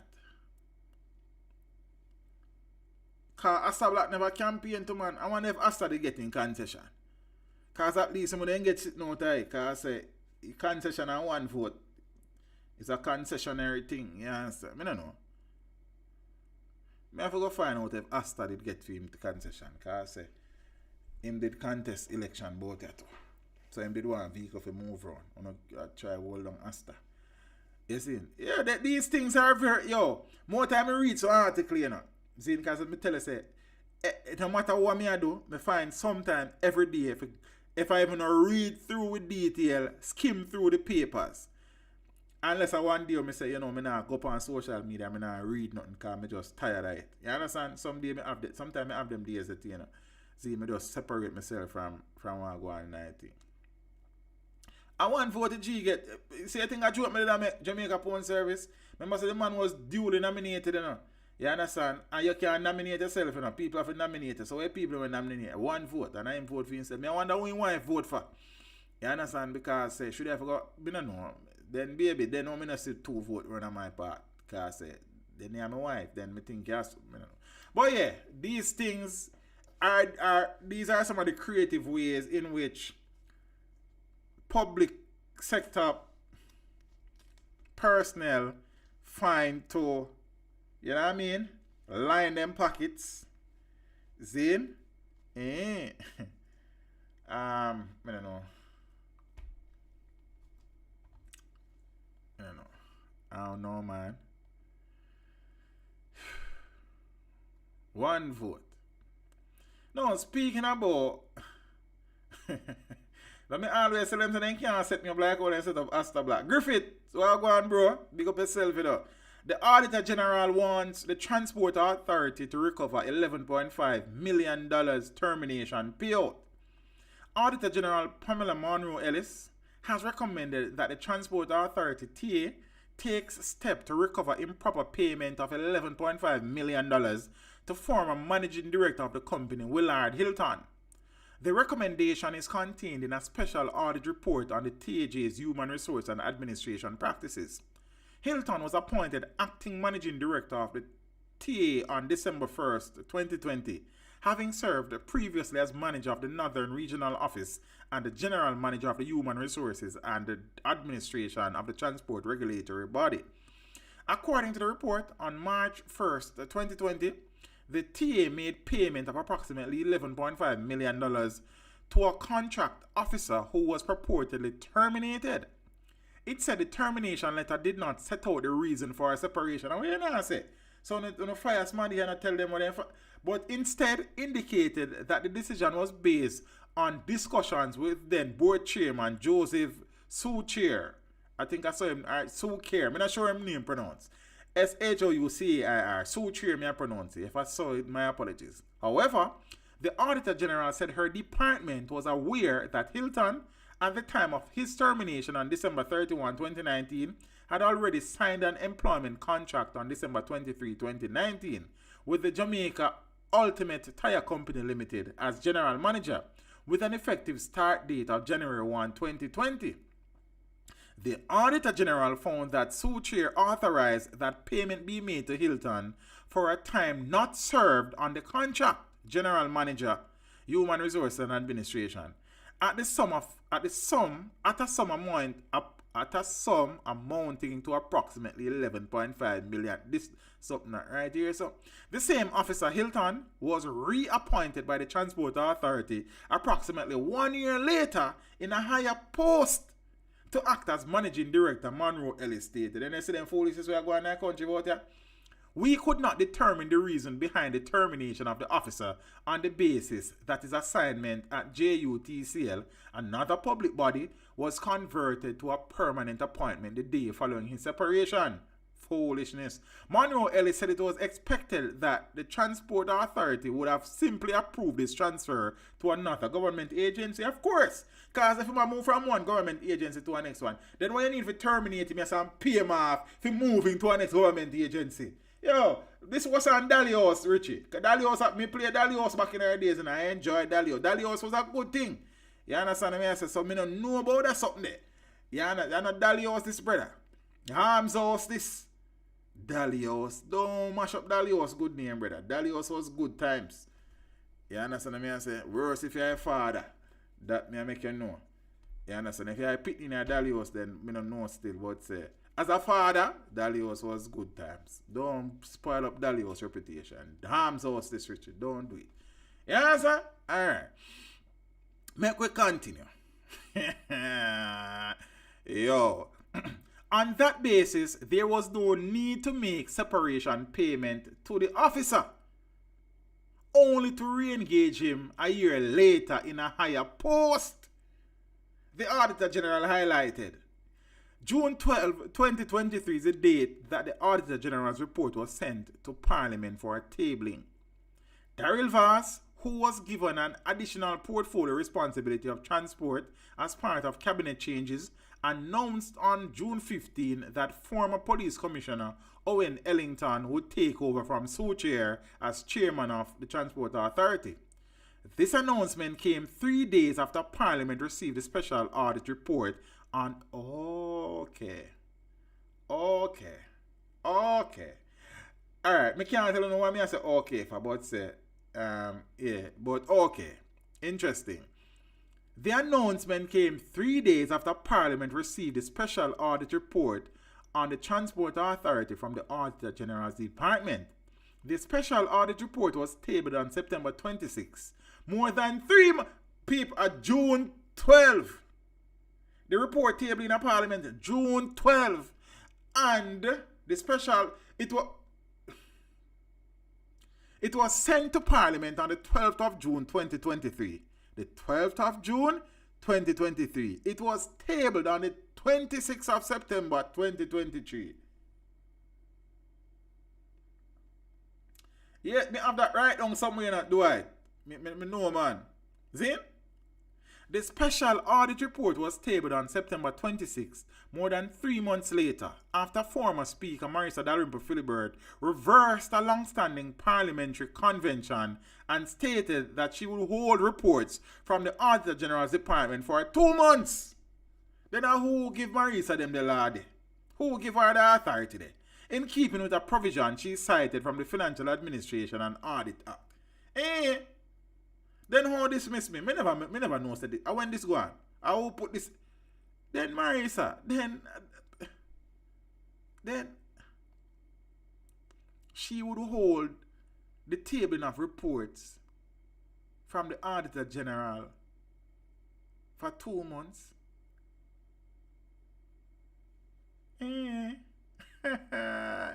her report to Parliament, Monroe Ellis said the former managing director's contract, which had an effective date of December 1, 2020, did not accord with the Board of Directors' November 24, 2020 decision regarding the terms of engagement.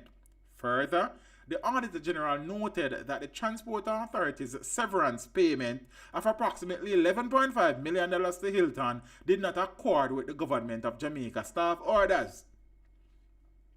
In her conclusions and recommendations, the Chief Guardian of the Public Expenditure said the regulatory body should ensure that its human resource practices are in keeping with the agency's human resource and administration policy. She also urged the agency to regularize its operation with the Finance Ministry pertaining to the unapproved positions and contracts.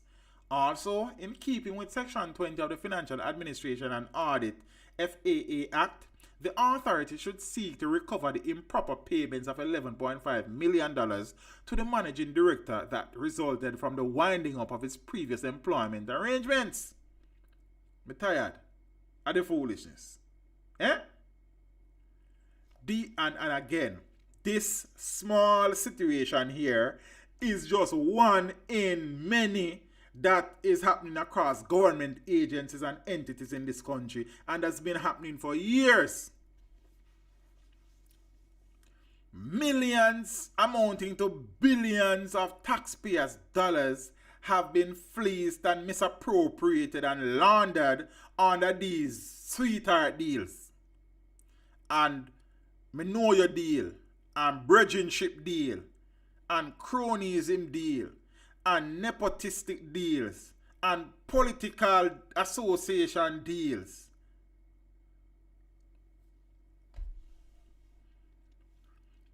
And then we have the nerve to be talking about this party and that party when these things have been happening under their watch from the beginning of time.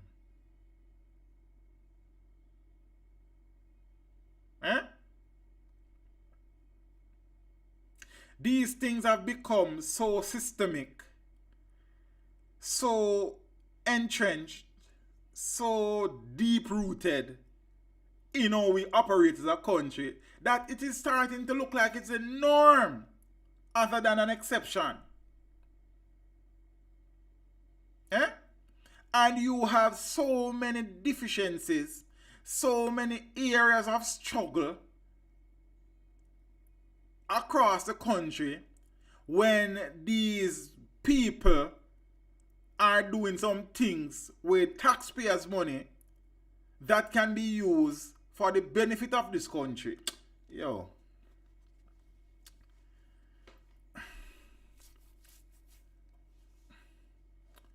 And here lies one of the biggest problems. So the Jamaica Labour Party has been rife with corruption, allegations and scandals since they assumed power. The People's National Party administration before them was dogged by allegations of corruption and scandals. And the administration before that and the one before that. So now, the Jamaica Labour Party is in power. Zin? So what is the alternative? A People's National Party who has been in the past in government been rocked by same scandals and corruption. So where's the option? So we have always a swap. Black dog for monkey. Monkey for black dog. So okay, the JLP has been there for 1 term, 2 term. Okay, so enough of them thieving for now. So make the PNP then go thief for 1 next term or 2 term. Then we give the JLP a chance to thief for 1 next 2 term. And is a black dog or monkey dog a fight? Like, okay, so you get a run, them get a run. We get a, them get a run. They get a run, them get. Where do we go from here? Because it is well documented the number of scandals and allegations of corruption that has plagued this current administration. So the only solution then now is to vote them out and vote in a People's National Party administration who themselves during their tenure in leadership was faced with similar, same, different allegations of corruption and criminality. Oh, so okay, JLP get a run now. Give them back for them run. Oh, them take a run now. Give back JLP the cut. Joke thing.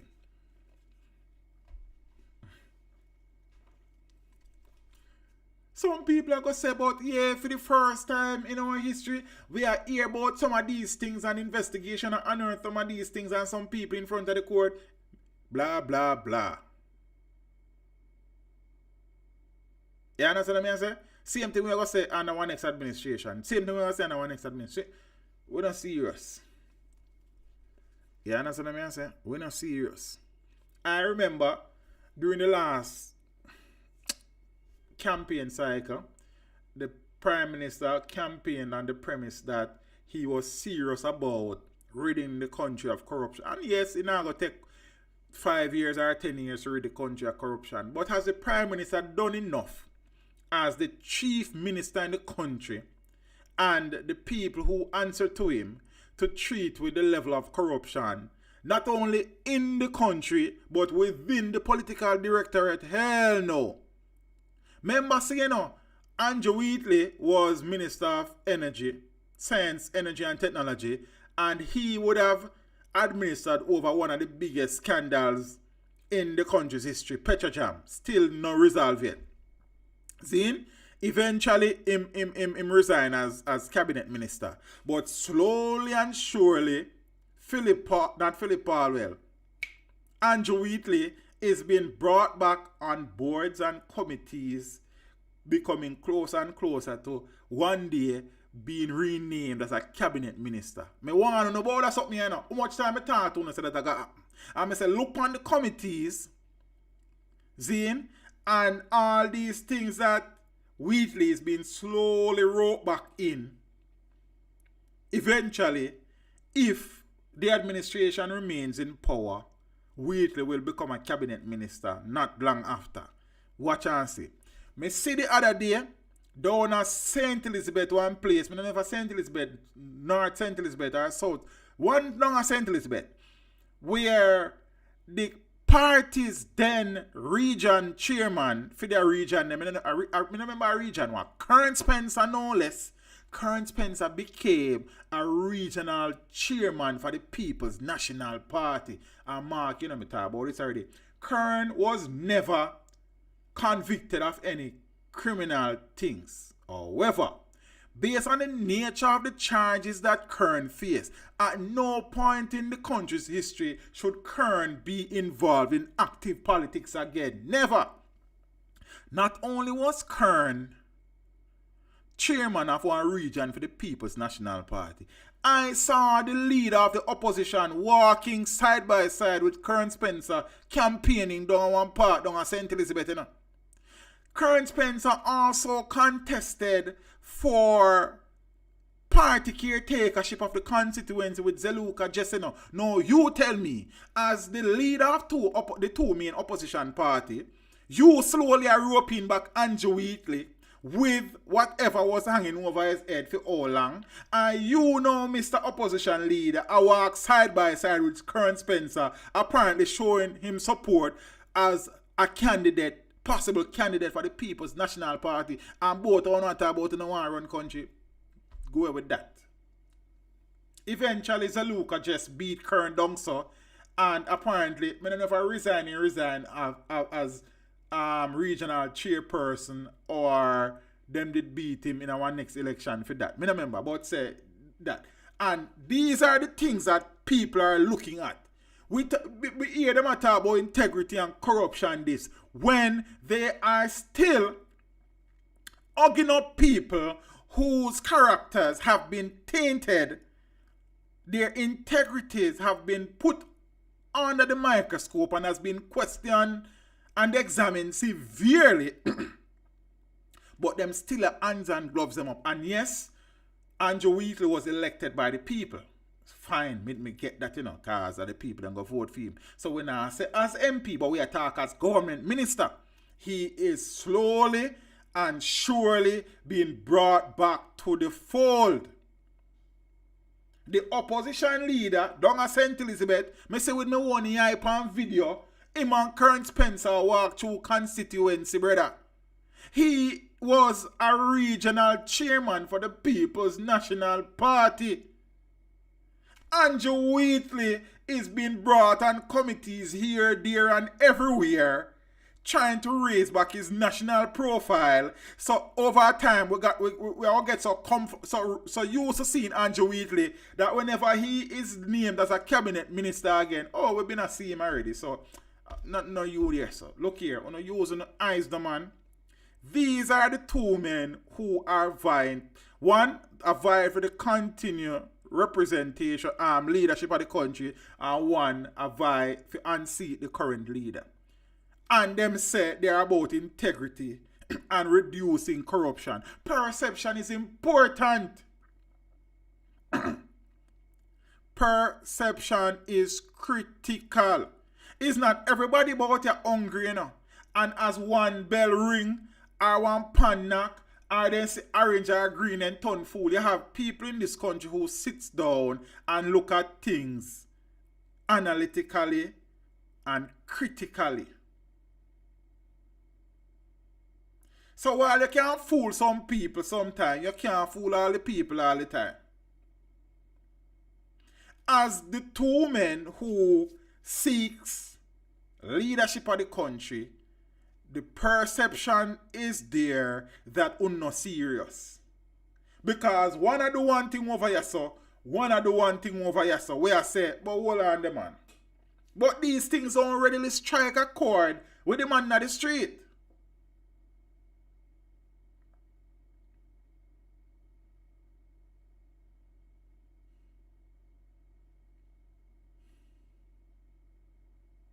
imagine Karen Spencer. Imagine Andrew Wheatley on one. What next we are going to see? Rural reader, what? Them are slowly try bringing back rural to what go on? I don't understand.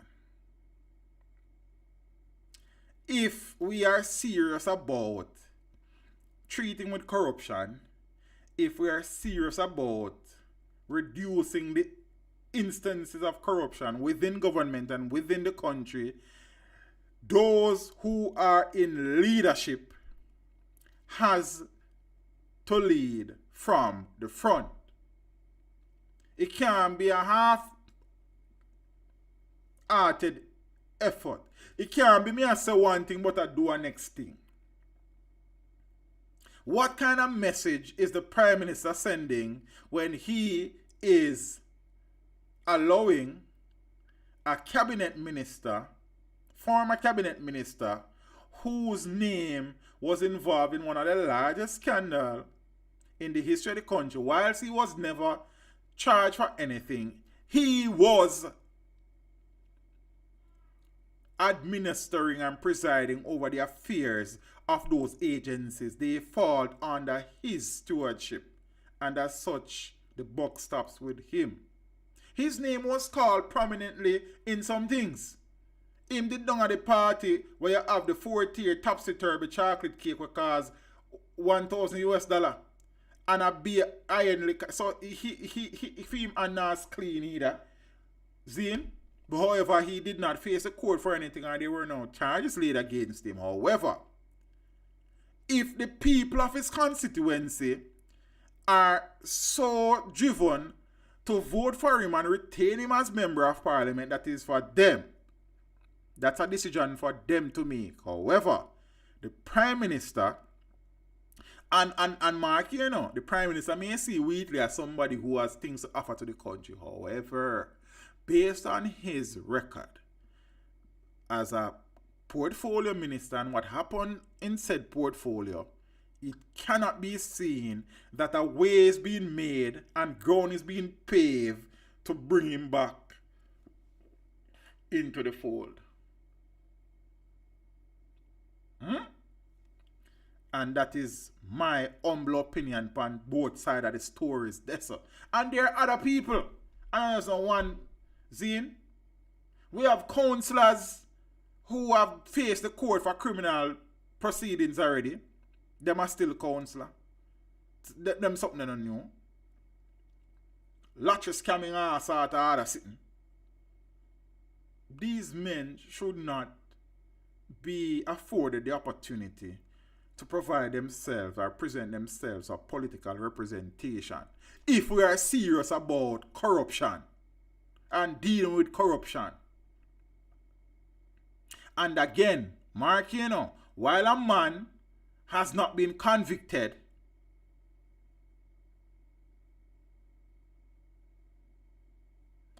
the fact that you want to serve the country, your integrity will always be in question. And it shouldn't be so. I mean, politicians' integrity in question in general, because in our head, every politician a thief. We have been saying that for a long time. However, saying a man a thief without the court saying him is a thief are two different things, you know. Or going in front of the court to answer to charges of being a thief is different from a man saying you're a thief, you know. The moment that happened to your brother, the moment a ministry that you are responsible for, there are suggestions of corruption under your stewardship, and it has been borne out that corruption in fact happened, you should be relieved and replaced. And as such, because Jamaica, you know, when I have a resign, you have some countries in the world where if them accuse a politician of being a thief, he resign. Because him no want that beside him thing, none at all. Not even accusation. But in Jamaica, no. As an educator by trade, you know how me feel about the Ministry of Education. for the better or for the worse.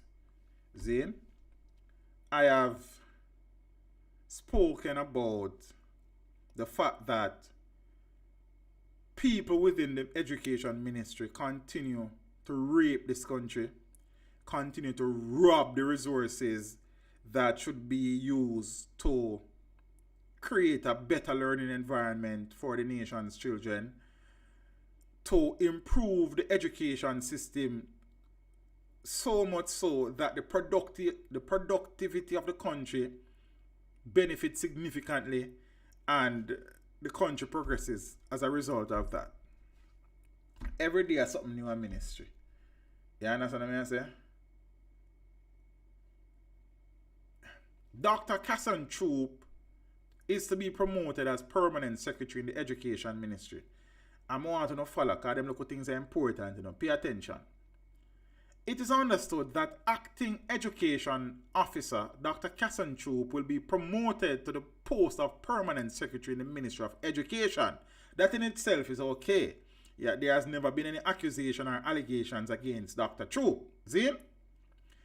Well-placed sources confirmed the development and Nationwide reported the story. Dr. Troop has been with the Ministry of Education for over a decade and has been acting as Chief Education Officer since 2019. Now here comes the problem. It is understood that the current acting permanent secretary in the ministry, Maureen Dyer, will be returned to her substantive post as Chief Inspector in the National Education Inspectorate. Okay? Alright. The ministry has been without an official permanent secretary since, listen to this now, the ministry, here the problem come now. The ministry has been without an official permanent secretary. The Ministry of Education and the people has been without an official permanent secretary since the transfer of Dean Bernard in February of 2019.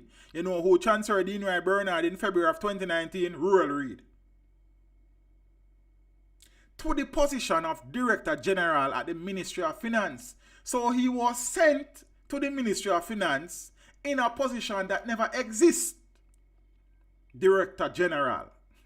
In June of 2023, Mr. Bernard successfully won a suit in the Supreme Court that his reassignment was unconstitutional.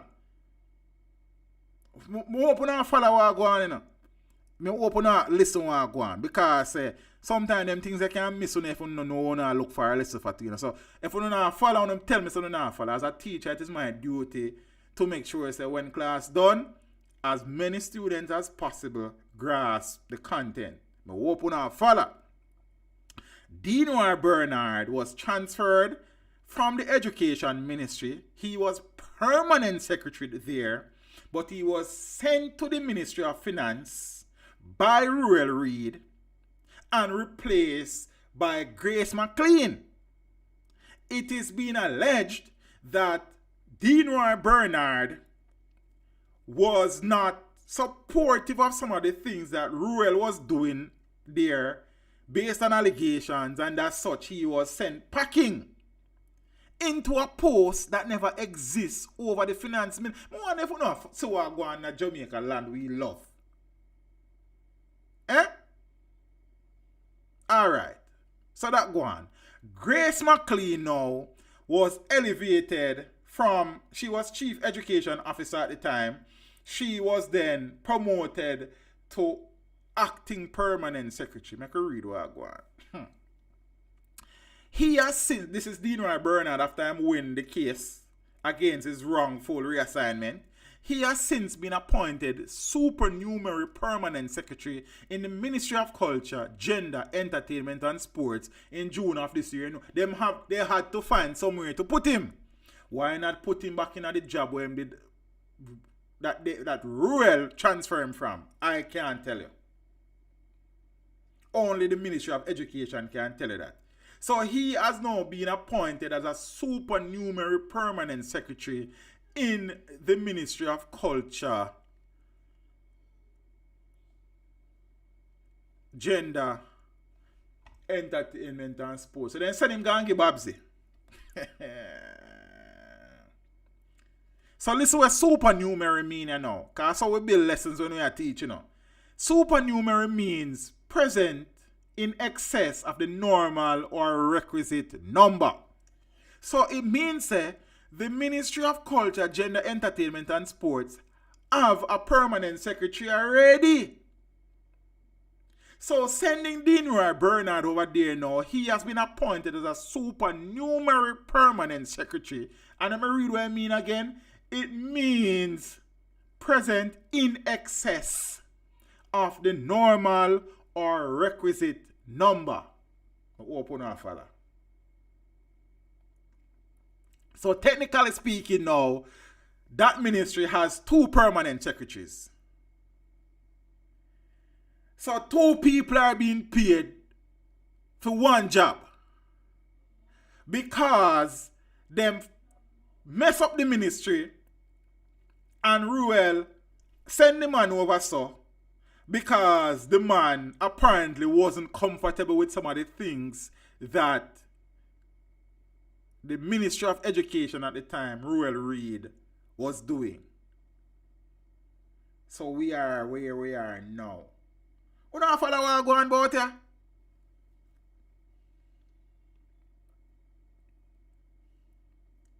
Nationwide News also understands that the manager of the Ministry of Education Student Assessment Unit, Terry-Ann Thomas Gale, will be reappointed to the new Chief Education Officer. Because members say the chief Cassan Troop was Chief Education Officer. Then she was promoted to acting permanent secretary, I think. No, and Maureen there was acting permanent secretary. I'm confused there, man. But yeah, some whole heap of things are going. I open up for that. I'm not getting because I don't want to confuse myself either. But Terry-Ann Thomas Gale now will be appointed as the new Chief Executive Officer because Maureen Dyer will be going back to being head of the National Inspectorate, which is an important agency in the ministry, if them do what they're supposed to do. So they have been assessing the schools and tell you which school not perform and which school I feel and them something, and I try to fix some things. When they reinstate him, what will happen to the lady with the position? No. But I tell you what I go on now. He wasn't reinstated in the Ministry of Education, bro. Them send him over the Ministry of Culture, Ronso. So technically, you have 2 permanent secretary over there now. He is a supernumerary permanent secretary, mean he is excess baggage really, if you want to put it that way, my son away. But yeah, because a permanent secretary over there already. But they have to find somewhere to put him. Why not put him back in his job as permanent secretary in the Ministry of Education? I have no idea. Thing though is that Bernard's name was called in the surcharge situation with Grace McLean. So I don't know if that is part of the reason why he was not given back his old post as permanent secretary in the Ministry of Education. So, and I like Dean Roy Bernard's name never called either and name call. Zin? Alright. Remember say now, Grace McLean, who was given the acting permanent secretary role when them ship out Dean Roy Bernard, she was sent on leave recently, a few months ago, because the Auditor General, not the Auditor, there was some ruling that, suggestion that she should be surcharged for one whole heap of money that was paid over to the JCTE. Watch what? Let me show you what I go on. Finance Ministry withdraws surcharge against Grace McLean. Open up for that. And then they go talk about one more thing, then me I got my bed. 2 more things, then got my bed. Here? Not really got my bed. I'm going to start edit interview for Tuesday, but you know what I think. Me I send them down on the bed. Watch ya. The government has withdrawn the surcharge notice that Dr. Grace McLean, the interdicted acting permanent secretary in the Ministry of Education and Youth, was allegedly responsible for the loss of $11.2 million arising from payments made to the Joint Committee for Tertiary Education. I have broken down this to bits and pieces in the past, so I'm not going to get too deep in it, but yeah, she was interdicted. She was sent on leave, and conversations about surcharging her for the money was there. She was not officially charged for anything. I know Champagne is our liar, so you know that now go fly. So watch what go on. McLean who was promoted by Royal to remember, you know. Don't forget the part I did, you know. McLean was sent on interdiction in January last year as the government said it suffered financial losses because of the payment. King's Counsel Peter Champagny and attorney at law Nico Pagan, who are representing McLean, told the court, this is a couple days old now still, this was from last week I think, that they will now be taking steps to have her entire status revisited. So that's all like them will try to get her for interdiction now. The Financial Secretary, Darlene Morrison, sent a letter dated September 20 notifying McLean that the surcharge notice was withdrawn. The letter stated that the surcharge notice was withdrawn because 3 years has passed, hence the notice was not legally enforceable.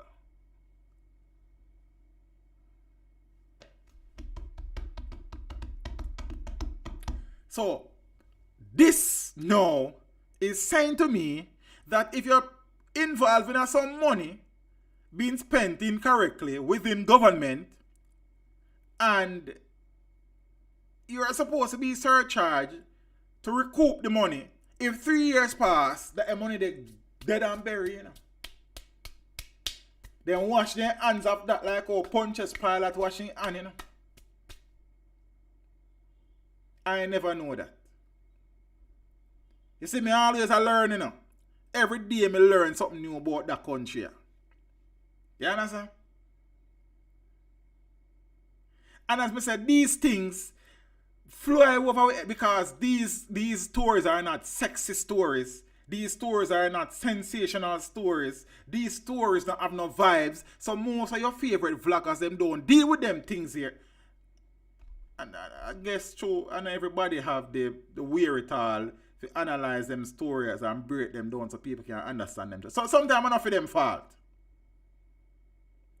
But me know say enough of you, these things, because some of you really get the chance to read, and some of you read neither thing, you know. Reading make it a full man and woman, eh?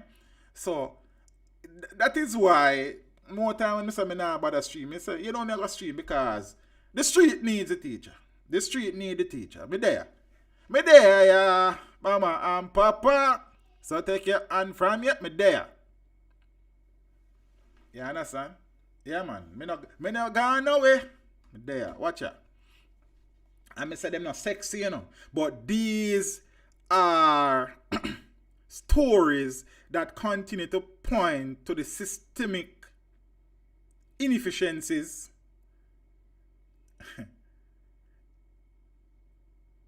the corrupt, the lack of regard for taxpayers in this country. The Financial Secretary Darlene Morrison sent a letter dated September 20 notifying McLean that the surcharge notice was withdrawn. Me soon come back to the September 20 date. The letter stated that the surcharge notice was withdrawn because 3 years had passed, hence the notice was not legally enforceable. Please note that the surcharge proceedings have been terminated on the following basis. The Auditor General's Department Surcharge Review Committee report indicates that Grace McLean allowed the transfer of $11,239,991.05 to the JCTE between April and June of 2020. Section 20, subsection 2 of the Financial Administration and Audit Act states that no surcharge shall be made after the expiration of a period of 3 years from the date of such failure to collect improper payment, payment not duly vouched, deficiencies, loss or destruction, as the case may be. Given the above, surcharge is at this time not legally enforceable as the prescribed period within surcharge cannot be effected has elapsed. Well, the prescribed period within which surcharge can be effected has elapsed, the letter stated. McLean had insisted that the surcharge proceedings instituted against her were unwarranted. Champagny had written to the Auditor General in October of 2021, pointing out that the recommendations arrived at on behalf of McLean were neither substantiated in law or any relevant facts. He also stated then that the recommendation to institute surcharge was not grounded in law. He further stated that McLean's reputation had been damaged, and she strongly denies knowing of and being involved in anything that would raise any issue of illegality and possible conflict of interest. McLean was interdicted after law enforcement agencies launched an investigation into $124 million in unaccounted for payouts to JCTE over a 32 months period in June of 2020. I want to know the whole story. JCTE did start out as a government agency, then one man go take a register, say a FEMA loan, so the money that was paid over to him. One whole heap of alabalo, brother. Yeah? So $11.5 million is just about one part of the whole scheme of things, as $124 million was paid out to this entity that is supposed to be a government entity, but then one man registered says a private entity. So all of them money they know is in limbo. Joke thing. Joke thing.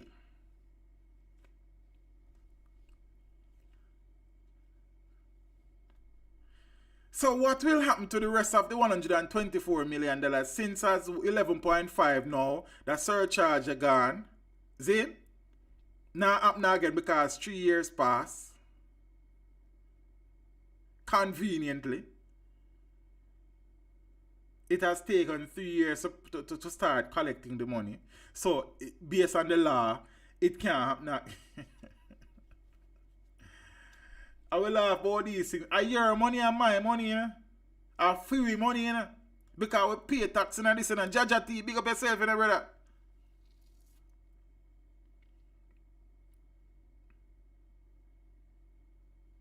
The Ministry of Education continue to be a disservice to this country. And I'm sure there are many good people within the ministry, you know, who have only the best interests of the largest stakeholder group in the education sector, which is the children at heart, you know. I'm sure of it. However, for too long now, there have been players within the Ministry of Education who seem that the last thing they're interested in is the business of education and are primarily only focused on fleecing and misappropriating as much money as they can in these clever schemes, and eventually these things they are natural death, 9-day wonders. This is the same ministry where the Minister of Education and the President of the Caribbean Maritime Institution has been charged for allegedly creating a parallel program to one that exists already, the CAPES program. So there's an official CAPES program, and the allegations are that the man they make one next one to mirror it and pass it off as the real CAPES program and collect the money from the parallel program that is being passed off as the main.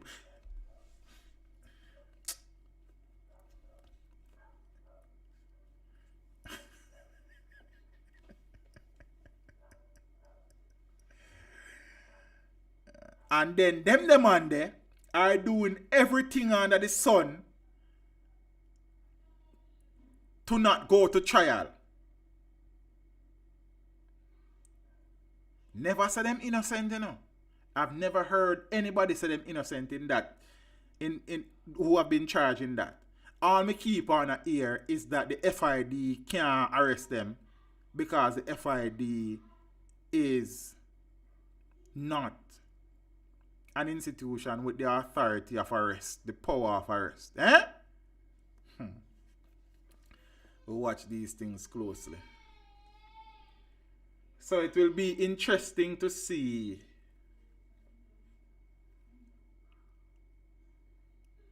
where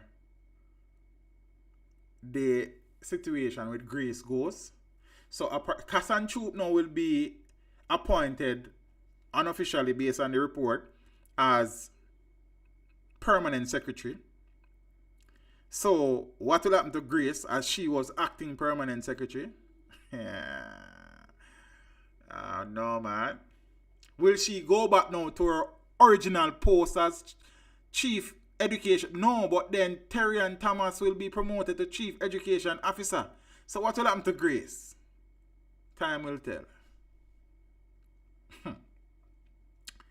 No, peeps. As me telling you, say, I look on the political draft board, the political chessboard, and I see the moves, and I say, all right, here we go on. I have been wondering, as me hear the People's National Party been listing candidates for various seats and things, what will happen to 3 of their big hitters? Namely Dayton Campbell, Peter Bunting, and Damian Crawford. I remember sitting in this exact chair and I said to you that based on my assessment, it would appear that Damian is interested in a particular seat, but me also did that hear say Bunting may be interested in a seat there, so it would be interesting to see what will go on. Unofficially, Bunting, Campbell, and Crawford has been recommended as MP candidates. Nationwide News understands 3 of the most prominent names in the opposition People's National Party have been recommended to the to be parliamentary candidates for seats in St. Catherine, Manchester, and Westmoreland. The party's firebrand General Secretary Dr. Dayton Campbell is set to challenge the JLP's Daniel Lawrence for PJ Patterson's old seat in Eastern Westmoreland. I find that very funny. I won't tell you why. Campbell last contested the polls in Northwest St. Anne in 2020, where he was defeated by the JLP's Crystal Lee. The party's spokesman on national security and leader of opposition business in the Senate, Peter Bunting, will shift south in Manchester to contest southern Manchester against the JLP incumbent Robert Chin. Bunting was defeated by the JLP's Rhoda Moy Crawford in central Manchester in 2020. Now, nationwide sources say the party's spokesman on education, Senator Damian Crawford, is set to replace Hugh Graham in Robert Pickersgill's old seat of Northwest St. Catherine. Our sources say the recommendations are to be put to the party's second highest decision-making body, the National Executive Council, for ratification. Interesting. And tell you why. Alright, so I'm going to eliminate Crawford first. So there has been some rift in St. Catherine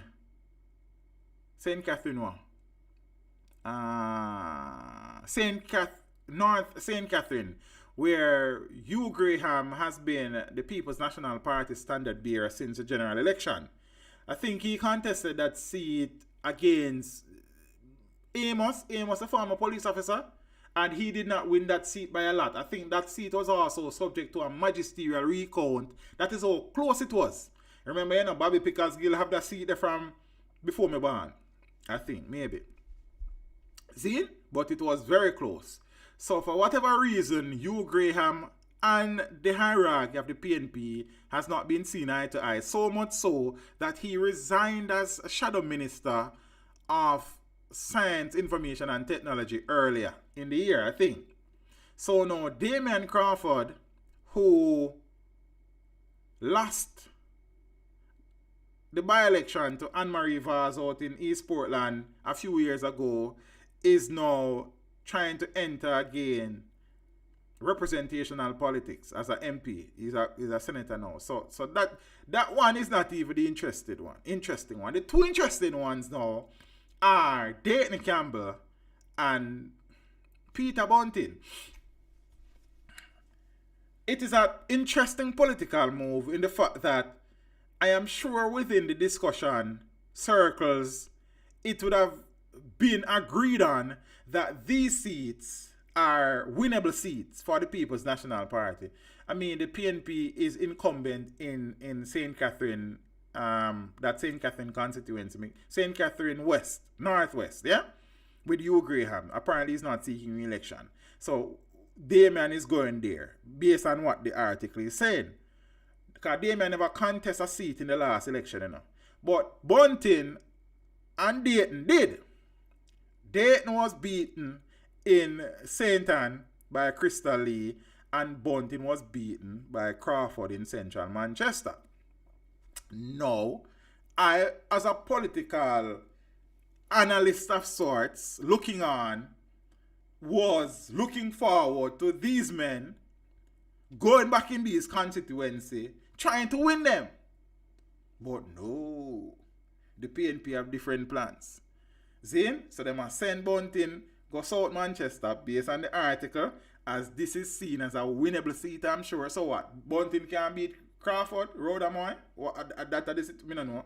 Or Dayton can beat Crystal Lee, because the PNP has been saying that their selection and the process is being driven by internal polls. So our internal polls saying that Bunting can win Central Manchester and Crawford can win Northwest St. Ann.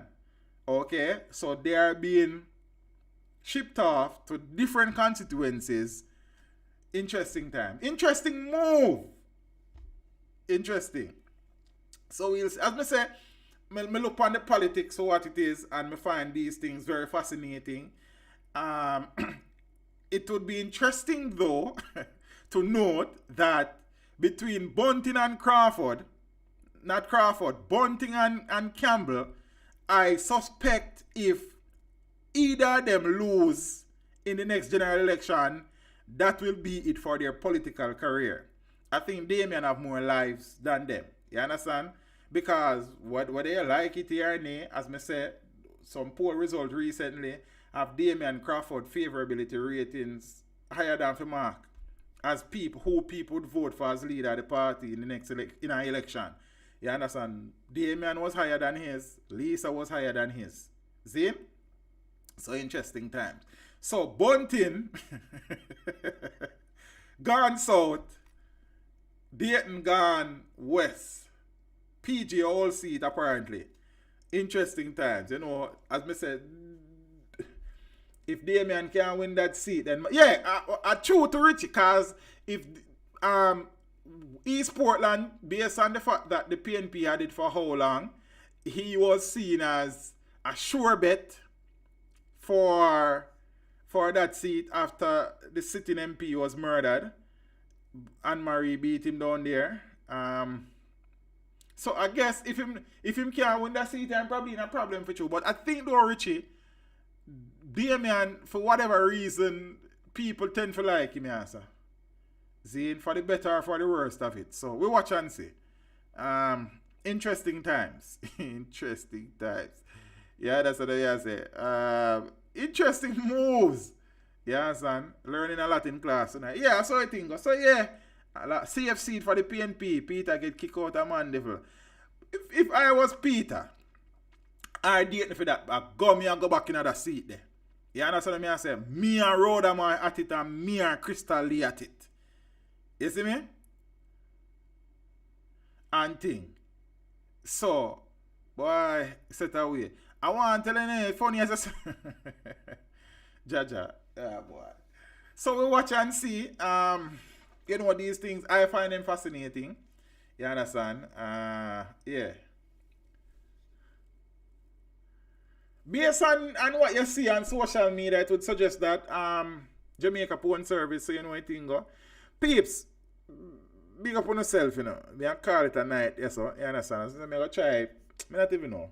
Say me can start looking editing for the interview for Tuesday. And think tomorrow is the summation for the one done faction of the Klansman gang in the Supreme Court. And I think Tuesday is the day that the sentences will be handed down. So interesting days ahead as well. And as me said, these things, I find them very fascinating and interesting, as these situations are learning experiences for me. So it gives me a better foundation when I discuss these things. You understand? So me can refer to the courts. You see what I say? So you know what I think. So we'll see how that will work out on these things. Yeah, man. Big up on yourself and the peeps. Zane, DNJ, I say DNJ, after you, but you can't depend on me if you stream on Sunday night. See me here. No Sunday night this, no me this. You can't give me no talk. Me's a man of my words. You understand? James Bond, where you deal with, bro? Big up yourself. Peace. Good night. So at them sitting here going in the country, some of them things, yeah. You see me I say, the good, the bad, and the ugly. It's a mixed bag. See? And although we talk about a lot of the bad, no means a good now go on selling about say, see, we need to highlight the good, but we need to call out the bad too, because it's so these things change. You understand? Sitting about things happen when good men sit and do nothing. I remember a whole lie. Yeah. But the things that are weird, brother. The corruption situation in this country is the hot word from one day, it's untenable. Boy, I mean tell you. You understand? Waiting on squirrel beating. Me talk about him a little bit, but I don't feel him night tonight. You understand? We can't even give them too much attention now, you know. You see me? We have to just beat them on a time for them to get beaten. So peeps, pick up on yourself. Have a wonderful week. I'll see you in the newscast tomorrow. So I'm tune in for that. I'm gonna watch you sitting, man. You understand? I'll see you in the premiere on Tuesday.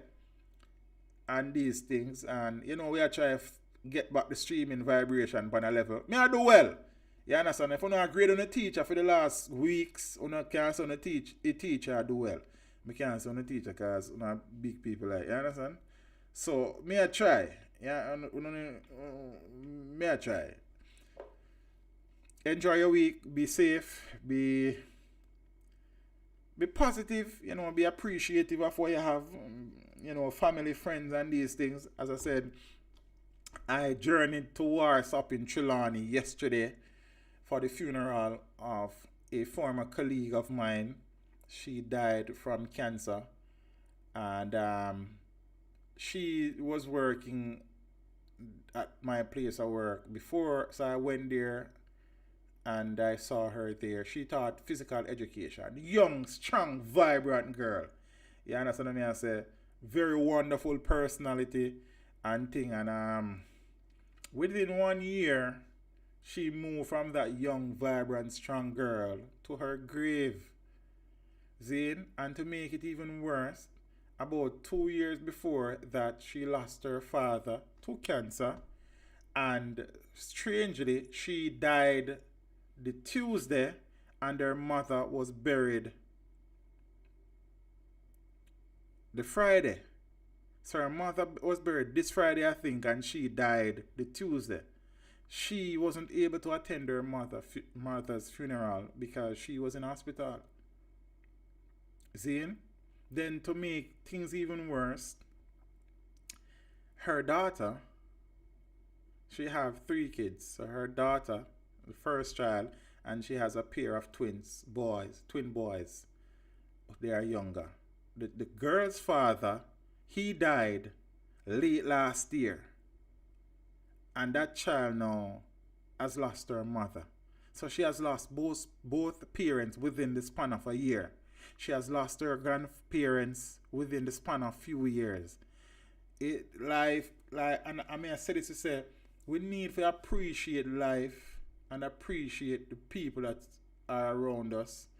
See, I remember the first time I went to look for Kerry after she got sick. I was so heartbroken. Like, this is not the Kerry that I know and I've come to know over these years. You see me?